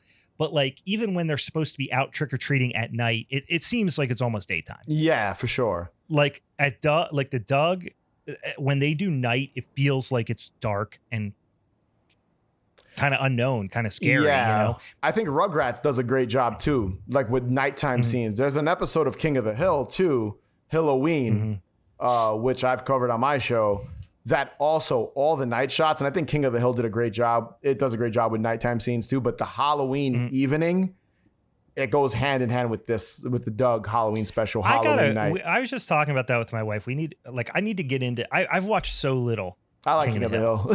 Yeah. I just really have watched so little of it. I like it. Yeah. Like what I have seen, I do like, but I just haven't. Their Halloween episode, fantastic as well. I feel like I was a those Simpsons kid. I am too, though. I love Simpsons too. So yeah, for whatever reason, I feel like I was one or the other when I was a kid. But anyway, So the night scenes of the amusement park are one of my favorite things. It just reminded me of like we have here in Pittsburgh. We have Kennywood, which is an old historic amusement park, and we have season tickets. We go to Kennywood all the time and stuff, and it just reminded me of being at nighttime at Kennywood. And it's almost like there's, I don't know if it was intentional or if it was just, symptomatic of, them not wanting to animate a lot of characters, but it just feels like the park, with the exception of when they're in the line, there's hardly anyone else in the park. And so it feels very dreamlike for that reason. Yeah. I think it's also just to show that everybody wanted to get on that fucking ride. Yeah, probably. But like, there's the park's closing. That's kind of that was the big that's true. thing. I guess that it's the end was of the night too. Well, in the episode, they say like the parks, they're literally the last people in line, and they don't think they're gonna. Yeah, be able they're to get like in, it's 8:45 or whatever. We got to get in line. They went to Funky Town just to get on this haunted attraction, get in this haunted attraction. So yeah, right. I'll say the one thing I don't like about this episode is it's got the laziest ass title of anything I've ever heard in my life. I agree. Doug's Halloween Adventure. Like, fuck off. Like, you could have done something with that. If you're going to make a full length, 24 or whatever minute Halloween episode, call it something. Yeah. Doug's Halloween Adventure. Doug's a fucking nerd. Yeah. And he is. He's a soft boy. He's a soft boy. But he has Roger dead to rights with his giant floating hologram haunted head. Yeah. And he can basically ask for or get anything he wants out of Roger. And he just tells him to clean up the neighborhood. What a fucking nerd. Like, how about stop bullying me, you dickhead? You rat fuck. Why don't you quit ruining my life once a week? Yeah, stop bothering people. Yeah. Well, I guess it's, you got to get it while he still believes it. Because when you show up for school on Monday, sure, the cat's out of the bag. Yeah. And it's just back on and it's on site. And he starts burning you with Winston's. He starts flicking cigs at you. Oh, my God. Yes. But... yeah, Doug's a soft boy. There's no debating that. I get it, man. Listen, like we talked about earlier, it's not for everyone. Doug's not for everyone, but I think when it comes to just Halloween episodes, I think Doug did a fantastic job at putting together a Halloween episode. Just everything about it, to me at least, in my opinion. So Yeah. Yeah. It definitely like reminds you of all that stuff of like the first time you go on to like a haunted house. Yeah. Or like Phantom Fright Nights is what is in the Pittsburgh area that like Kennywood opens up haunted houses in the park. Mm-hmm. So we have something similar. So, but like, but Brian made the point at the beginning of the segment of just like, it's not a show that like adults get much out of revisiting. I don't think, because it is a lot of like lessons and just like how to deal with growing up. And like, it's great for kids for that. Cause like, it's more, I don't know. It's more fulfilling than just seeing slapstick and boogers. Yeah, it has more value. So like I liked it as a kid growing up. I didn't feel too much going back to it because I was like, okay, yeah, it's nice and wholesome. It's nice and wholesome. There's nothing wrong with there's nothing wrong with it at all. It doesn't have value to me as an adult because like I've been through way more shit than Doug has at this point. Yeah. I respect that. I have way more sweater vests than Doug. Like like I've just been through more sweater vests. All right, so let's get into a dang old Halloween classic here, guys. I kind of think about this in this similar vein as Doug, which is like not everyone loves this show, but for people who do, I think they're super into it. And that show is The Adventures of Pete and Pete. So I chose season 2, episode 5. It's called Halloweenie, and we've talked about this. I've talked about this on our show before. I think I've even mentioned it on your show as well, Louie. Like I fucking love this episode and the show at large. First of all, the show is so I don't know, just really ahead of its time. They put so much into this show. There's so much love that went into this show. I mean, even down to all the insane cameos. I know recently there's been kind of a little resurgence of interest in social media around Pete and Pete, where like people have been talking about how just like wild and deep all the crazy cameos and guest stars are, and how many like really influential like celebrities, comedians, musicians, all these people who have been guest stars and cameos on the show. It's crazy. You know what I compare Pete and Pete to, and I'm a big fan of the show as well. It's Twin Peaks for children. Yeah, that's a great one. It kind of is. That's kind of what it is. It's the family equivalent of Twin Peaks, because you see all these actors you recognize, and it's so odd, and every episode's fucking weird. So bizarre characters. There's so much like suspension of disbelief like, okay, why is everyone like just act like Artie's normal to be here? And like, it's just, why does a 12-year-old have a tattoo or something? It's like, right. So the log lady might actually be Artie's sister. You gotta, I know. Yeah, it does feel like that. You're right. I never thought about the. That's what I've always compared it to. I'm like, it's literally Twin Peaks for kids. That's what. That's a great one. That's a great one, Louie. The intro song is literally one of my favorite songs. A song called "Hey Sandy" by Polaris. It was just a fantastic band too. If you've not listened to Polaris, get down on some Polaris. But yeah, it's just we'll get into a couple of the cameos, or primarily one that's in this episode here in a bit. But for those of you that haven't watched it before, I won't get into the whole backstory of everything. But it circles around two brothers, Pete and Pete, right? They have the same name. They refer to him as Big Pete and Little Pete. And Big Pete does a lot of the kind of narration of the show. He's the the show is really from his perspective, and I'm gonna say like 15, I would say 14, 15 years old. And it starts out by Big Pete has kind of lost his Halloween spirit. Little Pete pretty pissed about it. So he wants to break the trick or treat record for Wellsville. So like 30 years ago, some brother and sister team hit 374 houses before midnight on Halloween night, and that's the record. And that's like that is like the ultimate achievement for Little Pete, is to try to beat that record. and be like, go down in history as a legend in Wellsville. I remember as a kid watching this episode and thinking that was the most amazing thing in the world. It's like, I wish I could do that. Get as 374. Get as much candy as possible. Like, you know what I mean? Have live somewhere where there's a record. How much candy, Halloween candy, could you get? So dude, my kids are getting to the age where they're like perfect peak trick or treat age, like my oldest is like super into it. She'll be 9 this Halloween. Well, I've just turned 9. My youngest is 7, and they are like into it. Yeah. And they want to go get every second of trick or treating in. And I'm the same way. Like, I'm like, we gotta have a plan of attack. We gotta hit this street, then we're gonna go up that street. We're not going over there. I know those people are gonna want to talk to us. We got shit to do. They're gonna waste our time, and they only have apples. Fuck them.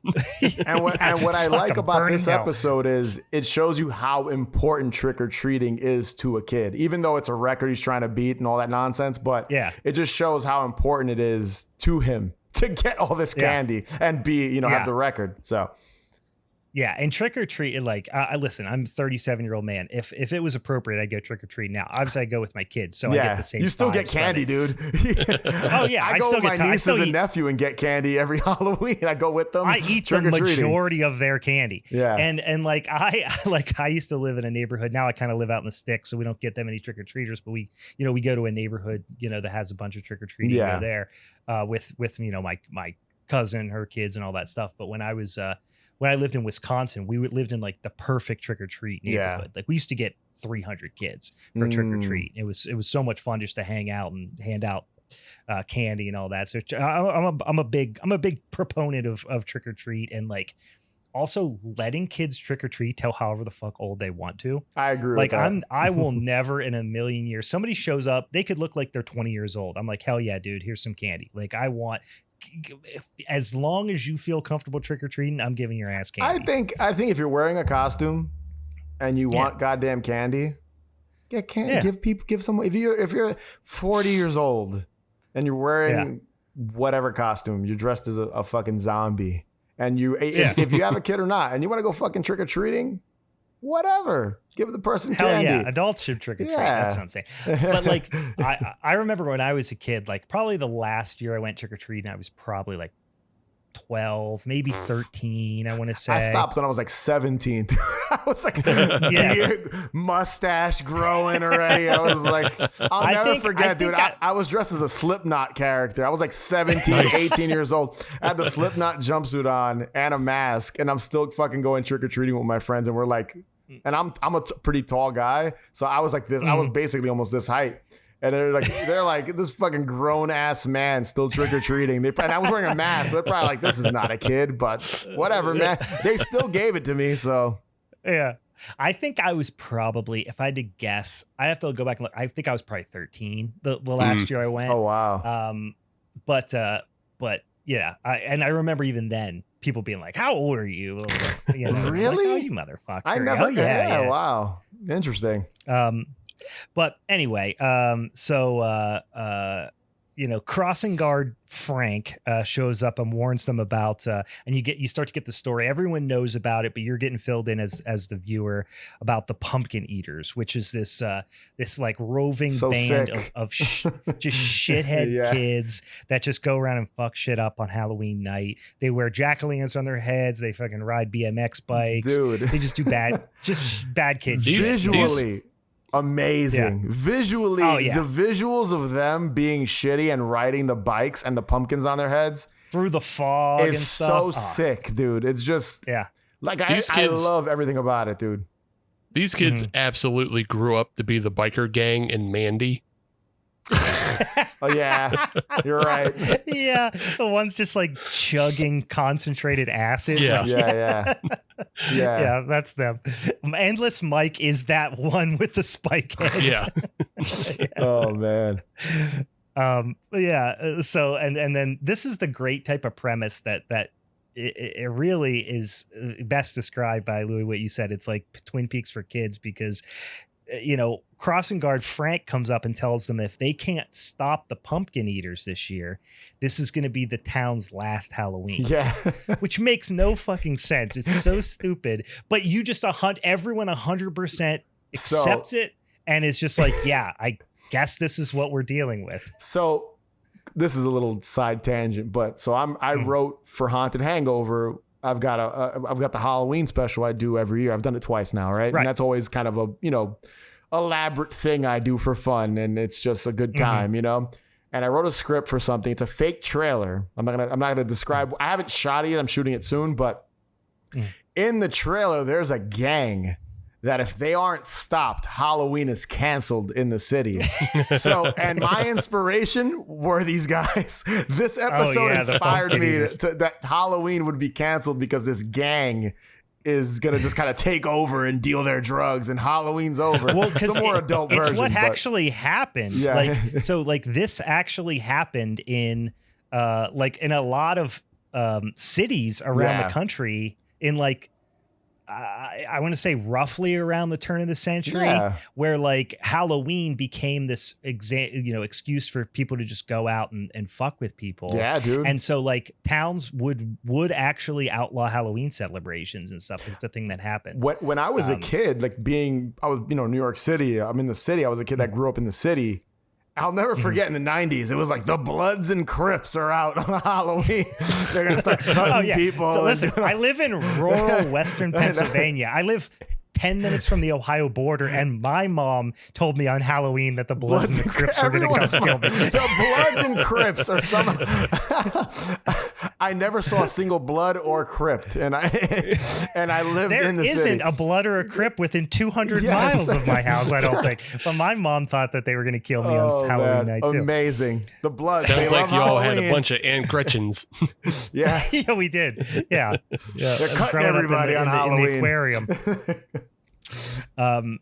So the sidewalk scene. So Pete and I didn't write her name. Her name's escaping me right now. She doesn't play a big part in this episode, but Pete's friend / occasional romantic interest. Ellen. Ellen. That's we're it. talking Big Pete, right? Big Pete. Yeah. That's Ellen. I had a crush on Ellen. Yeah. Oh yeah, everyone had a crush. Yeah. And so they walk down this little alleyway, and there's all these pumpkins just smashed over the ground. That image sticks in my head for this episode so much as well. And Pete's basically talking about how, Halloween, he's kind of over it. He feels like he's getting too old. He's too old for it. And, talking about the idea of being a Halloweenie, if you're an older kid. That's so mopey in this episode. He's just I know. He's so emo. I'm like, Jesus, dude. Big Pete is so emo. All the time. Emo. And then Endless Mike overhears them. You don't realize it's Endless Mike at this point, but it's guy in with the pumpkin, one of the pumpkin eaters, overhears him. Of course, if you watch the show, you recognize Endless Mike's voice immediately. There's no hiding it at all. Which he's such a great character and such a great name, Endless Mike. Yeah. It's just such a great character. But Big Pete's talking, how he hopes Halloween will actually be over. And he overhears him. He sucks. For wishing that. Come on.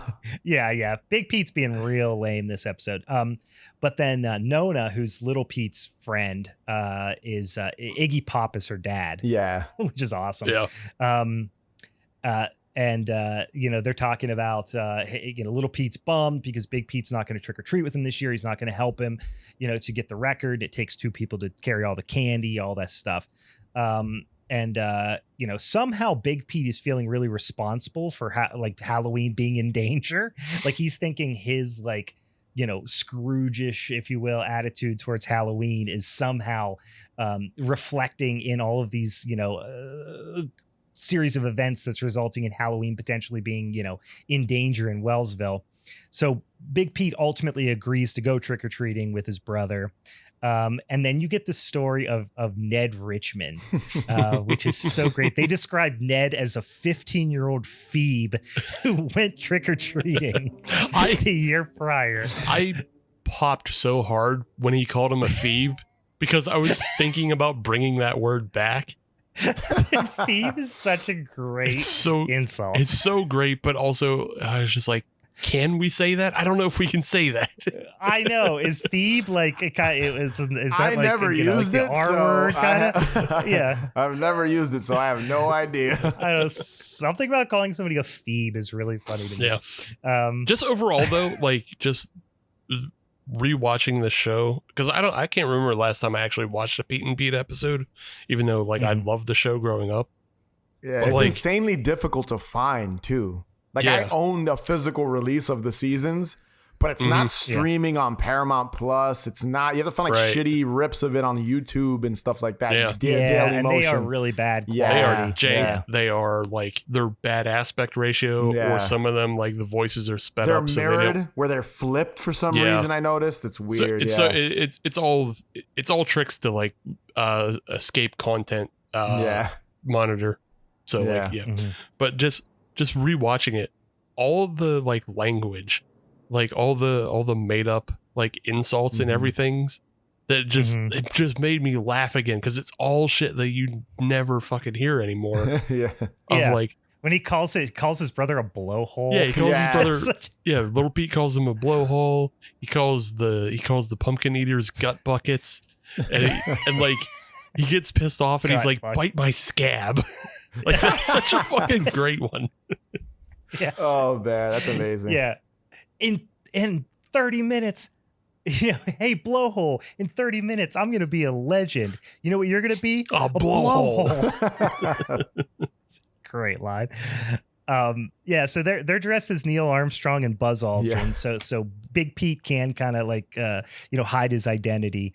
And then you just get these scenes of the pumpkin eaters just like wreaking havoc on the town, like just like accosting kids, smashing pumpkins, just like being just freaking psychos. It's so great. Even just jumping back quickly to like the first time they described the pumpkin eaters and like the terror they rain on the town is like they have it's obviously a set, but like it's like a street set. And then like the set is just covered in toilet paper. There's like shit all across the ground. And it's almost like fog everywhere. Yeah. It's almost like the beginning to Saving Private Ryan with the kids just like huddled over candy spilled everywhere. And they're just crying over.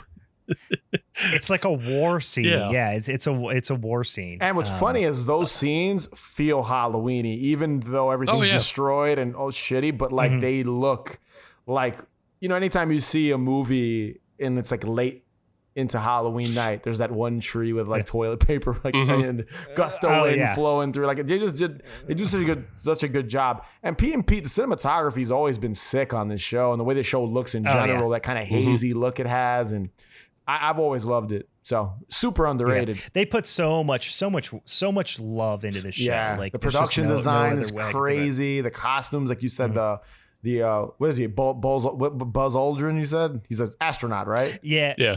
I don't know my astronauts. They're Neil Armstrong and Buzz Aldrin. I don't know my astronauts. I don't. Not a big astronaut. Not a big guy. astronaut big Doug guy. Not a big astronaut guy. No, it's the scenario that plays out of them trick-or-treating, going from house to house, like teamwork, the whole thing, they're like really into it. And then also simultaneously the pumpkin eaters like after them, and they're talking about they're like one step ahead of them. Just as a kid, I remember the idea of trick-or-treating while avoiding bad guys was maybe the coolest scenario I can freaking imagine. I was just so psyched for that when I was a kid. And you get you do get the story of like I said, the Phoebe Ned, and basically Ned got caught trick-or-treating and they just like tortured him.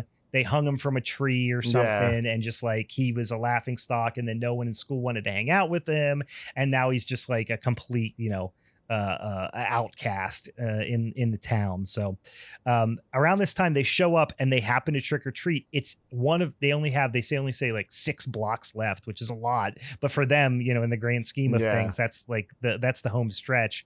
And they get to Ned's house, and Ned is just, Ned's being a Phoebe. He's like saying dorky stuff, and Big Pete, who's, self-conscious 15-year-old, all of a sudden realizes like, oh, I'm putting myself in like harm's way socially by doing this. Like, I'm going to be the laughing stock. I don't want to end up like Ned. And he panics and abandons Little Pete. And then, quickly thereafter, as he's like, basically like, sorry, bud, and just like leaves Little Pete by himself, he gets caught and then attempts to evade the pumpkin eaters. And one of my favorite scenes is when, he's bouncing on this, on the fence, like this picket fence. And one of the pumpkin eaters like ramps their bike into a swimming pool. So unnecessary. But ultimately he escapes into the community, like haunted house, which is the best part. Yeah. So he's inside the haunted house. He's talking with Little Pete on his headset. And he gets trapped in the house. There's this scene where like, there's these guys with, there's pumpkins in there. And then all of a sudden they're like, oh, it's actually the pumpkin eaters. They kind of pop up and corner him. And then, just as they're kind of, threatening him and stuff, Little Pete is at the last house, the house that's going to beat the record or tie the record, I think. He turns on his radio to basically say like, hey, dickhead, I'm about to do this without you. And he hears his brother in trouble and he's like, no, not now. It's this whole thing. He's got to give up his dream to get to the last one just to, save his brother who ultimately, screwed him over. And Endless Mike offers to let Pete join the pumpkin eaters because he overheard him, basically saying he, doesn't like Halloween. He wants to end, whatever. And so then there's this little like angel and the devil thing with these jack-o'-lanterns, and the way they edit it's like superimposed like great, on the screen is so cool. They're kind of all over Pete's shoulders, and then ultimately he doesn't give in. He smashes the pumpkin on Endless Mike's head. Little Pete busts into the storm doors that he was trying to get out of. He's there with crossing guard Frank.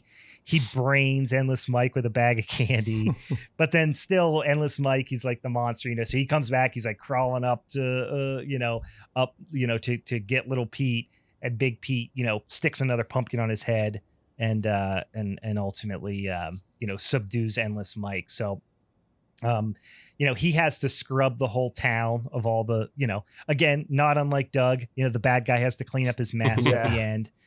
You get a great line of Iggy Pop calling him a stooge, which is a great reference that I definitely didn't get as a kid. And then, it's got a great message of like the spirit of Halloween. It's perfect. It lives within all of us, no matter your age. And, so it's a feel good story. It's got super great, spooky Halloween night vibes. Yeah. The atmosphere is on point in this episode, man. It's it's great. So I would say I watch this episode at least a couple times a year, like not during Halloween. Yeah. Like I'll just throw it on, just for the hell of it. It's one of my all time favorite episodes of anything. So it's great, man. I've always loved it. I remember seeing it as a kid and just thinking, and I think this was what 90, what year was it? 91, 92. Oh boy, I forgot to write down. No worries. Whatever. Early 90s. Yeah. And I remember I remember watching this, and I don't know if it was a rerun, but I remember watching this and The Haunted Mask, Goosebumps, The Haunted Mask, somehow back to back. I don't know if I put a VHS on afterwards, but like it's all in my mind. I have no idea. And I'm just like, wow, that's such a great double feature. Just the concept from each of them. And, one's a lot more spooky, obviously, and horror centric, but just, they're both live action shows. They both have a lot of Halloween. They both kind of feel similar with completely different types of stories. So I just always have that memory of watching these two episodes together and just being like 90 minutes of Halloween goodness, and then the Pumpkin Smashers just in general, like just the designs of those characters. And it almost reminds me, like the whole BMX thing, it reminds me a little bit. You guys have seen the Turbo Kid and stuff, right? Oh, yeah. Yeah. Like the whole BMX thing and Stranger Things now. When you think of Stranger Things, you think of them riding their bikes, and you think back then that was just such a normal thing. and now Oh yeah, that was your main mode of transport. That was your car. Yeah, exactly. So it's cool how that was these villains. That was the way that they traveled around. Yeah. Mm-hmm. Yeah, this one I didn't mention at the top of when I started talking about this, but this aired on October 30th, 1994. Oh, 94. Wow. The series started, I think, weirdly enough, I thought it said the series started in 91, but this is only season 2 and it aired in 94. So something's not adding up there. But IMDb says season 2, episode 7 aired October 30th, 1994. Yeah. 94. Wow, I felt earlier. Like yeah, 94. If I had to guess, I would have said 93. Yeah, 92, 93. Just because of how old I was when it came out. Yeah, I would have been 94. Interesting. 9 years old when this aired. So, but anyway, so that's it. So them's our episodes. Them's the shows. Guys. So them's the shows. So let's get down to brass tacks here, boys. Steve gets to pick the order in which we vote. I guess the first thing we got to decide is anybody going to change their vote, or are you going to stick with voting your primary vote for your episode? I'm going to stick with mine. Yeah, I'm still sticking with Rocko. I'm sticking with my vote too. Okay. So that being said, Steve, you pick the order because now we got to pick what number 2 is, which is ultimately going to determine our champ. Yeah. So we're going to go backwards from the way we presented. So Brian, you're going to vote first, then Louie, then me. Okay. All right. I am going to pick, although, like I said, I do really like and still to this day appreciate the humor more of Rocko's Modern Life, the full-length Doug Halloween episode. And I am an absolute sucker for trick-or-treat scenes. You just give me a Halloween night, a spooky trick-or-treat scene Halloween night. I'll watch a movie just for that. It could be a 2-hour movie when I get 15 seconds of trick-or-treat. That's that's what I'm watching it for. So when I'm talking specifically about a Halloween episode, I'm going to put a lot of stock in the trick-or-treat scene. Doug's definitely got a better trick-or-treat scene.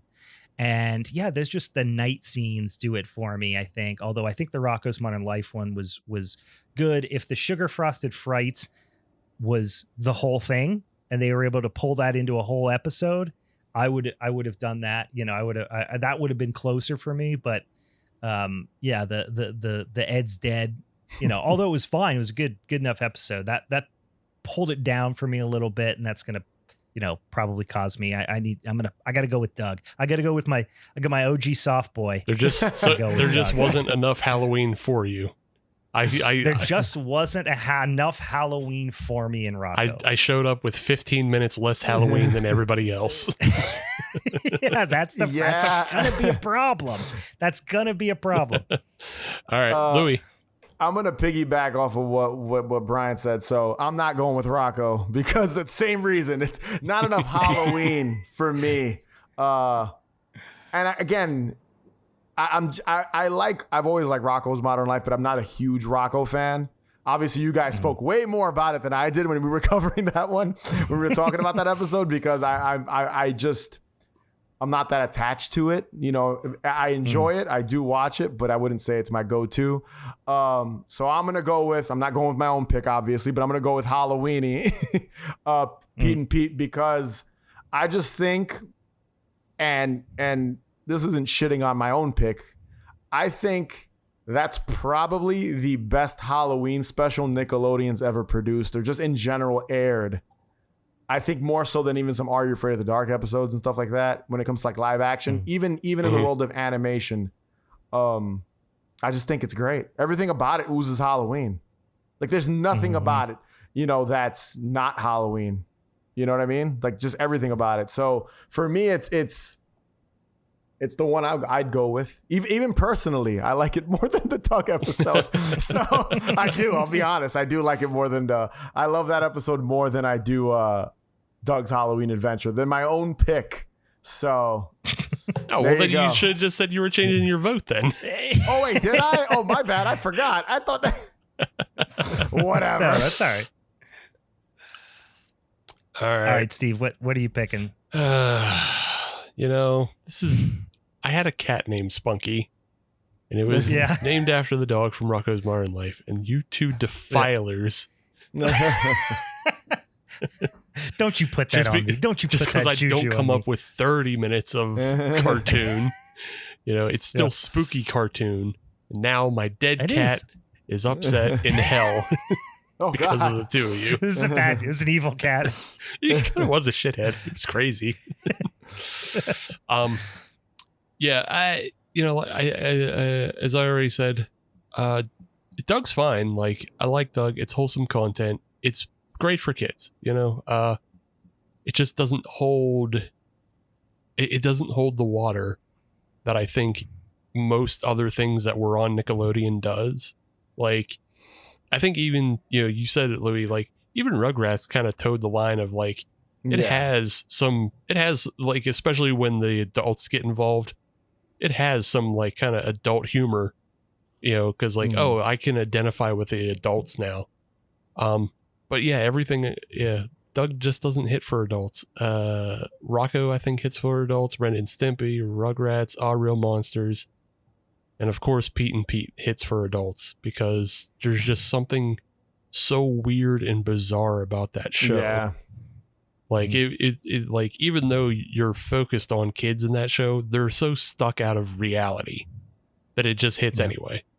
For whatever reason, Pete always hits a weird kind of melancholy nostalgia for me too, where like it just reminds me of fall, or even when it's the summer episodes. Yeah, like it reminds me of like being home from school in the summertime. You know what I mean? Like, it's just, for whatever reason, it hits this like kind of sweet spot of like that like tender melancholy nostalgia from kids. Yeah, there's something about the show. There's something about the show that just like, it feels like at any moment somebody's going to put on Pearl Jam or Nirvana.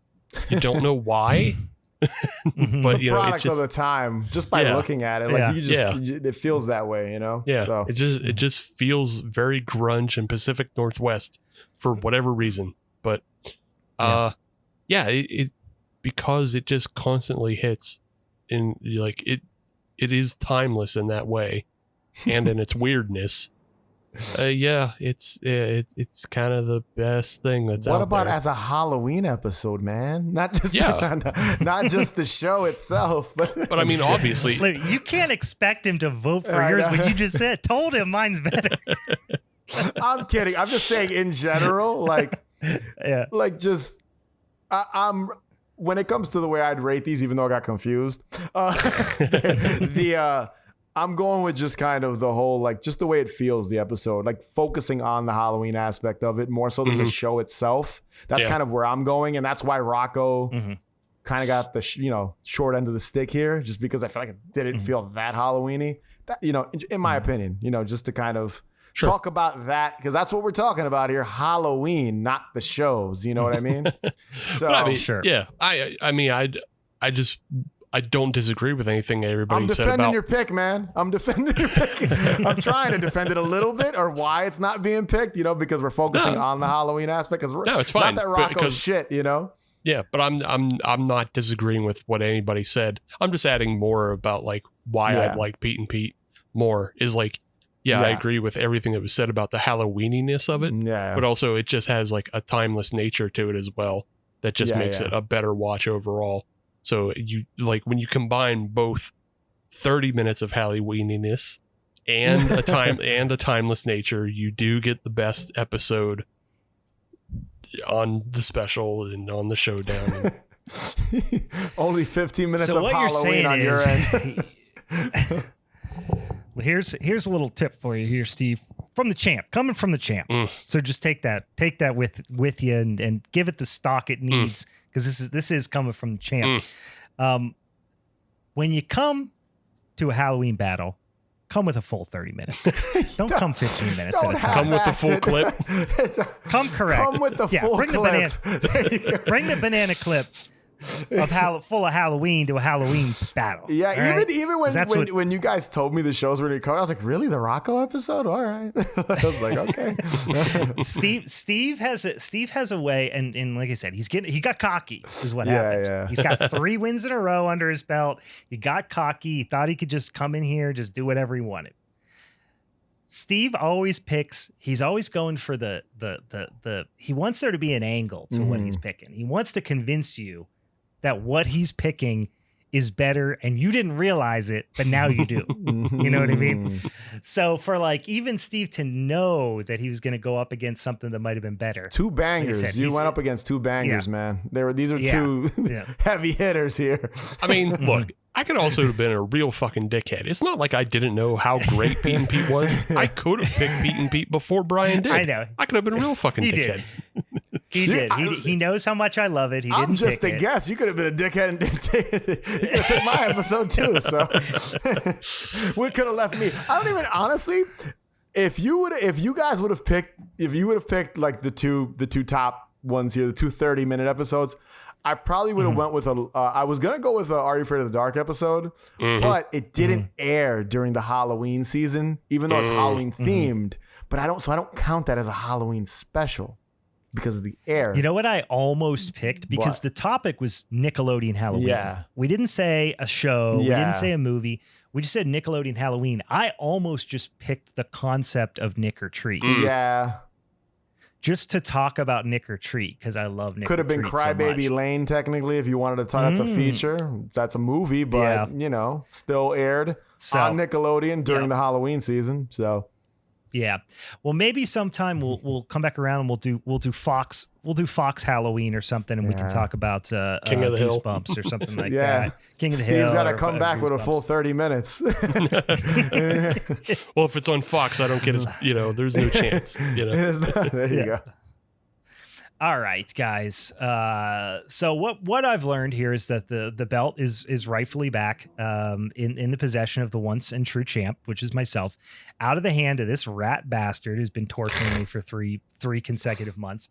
So we'll figure out what that showdown episode's going to be, and it's going to be a fucking doozy. That's you all mean I'm punishment saying. episode? Not showdown. I'm sorry, punishment episode. That punishment episode is going to be a fucking doozy, you guys. I do want to say one thing. If I did win, it would have been like Bret Hart, like the Montreal screw job. You would have had to fuck me over so I don't leave with the belt. Go over to haunted hangover with it. Going over to WCW. Yeah, we talked about that in the last episode, actually joking, like, what are we gonna do? Because we're used to have 3 hosts and Meg, stepped away from the show. She's just on periodically now. We're like, what are we gonna do the first time that a guest wins? Yeah. So we're like, we're just have to cross that bridge when it comes. Luckily, you picked the better episode of the 3. I think so. I came loaded for bear here this time. So, all right, guys, it was a lot of fun. Thank you, Louie, for joining us and thank you, gentlemen, and sitting with us and talking about Nickelodeon Halloween for hours with us. It was a lot of fun. Louie, why don't you tell everybody where they can find you and all your projects? Yes, please. So you can find Haunted Hangover at hauntedhangover.com. Literally everything is over there. Our YouTube channel, our Patreon, our podcast feed, our store, everything is over there, hauntedhangover.com. Like I said, we're on all social media. If you just look up Haunted Hangover, we pop up. You can find me, New Needle Productions, on Instagram. That's usually where I'm at. And New Needle Prod on Twitter. I'm there sometimes. But that's about it. That's it. Hauntedhangover.com. We talk about Halloween and horror nonsense all year round as well. So guys, if you like us talking about spooky ooky Halloween shit over here, if you like this episode especially talking about Nickelodeon Halloween, you are 1,000% gonna love the Haunted Hangover. Go over and check out Louie and Dave over there, and Sam as well. There's a bunch of us now. We've got a bunch of people now over there. Yeah, so. Grimey's over there everybody. On occasion. Great show. I'm monopolizing, man. That's all. That's what I'm doing, man. I'm getting everybody. It's a fantastic show. It's so much fun. I listen to it all the time. It's not only is he a guest, I'm a user of the what is that old hair loss? Not only am I the president, but I'm also a client. Yeah. But and then Good Day 2018. Check it out on Amazon. That's what I'm gonna do. If you Google Good Day Louie Cortez, you can watch my Halloween themed film from 2018. Good luck. After you watch it. That's about it. That just makes me want to watch it more now. I'll send you a private link if you want. Hopefully I send you the right thing. I'm just send you that private link. You know what I'm saying? So no, this is Good Day. Now you don't want Good Day 2022. That was a wild one. All right, yeah, go check out the Haunted Hangover crew over there. It's a lot of fun. And come on back next week and listen to Halloween Forever when I send Steve on just an absolute tunnel. Just a magical shit voyage that I have not decided what it's going to be, but I'm very excited for it. So, all right. For the Halloween is Forever crew, I'm Brian. I'm going to brew a Heckelhofer Hefeweizen. I'm Louie, and I couldn't Montreal screw job my way. I couldn't jump ship to WCW with the belt, unfortunately. Maybe next time, boys. Taking it home. See you later. Bye.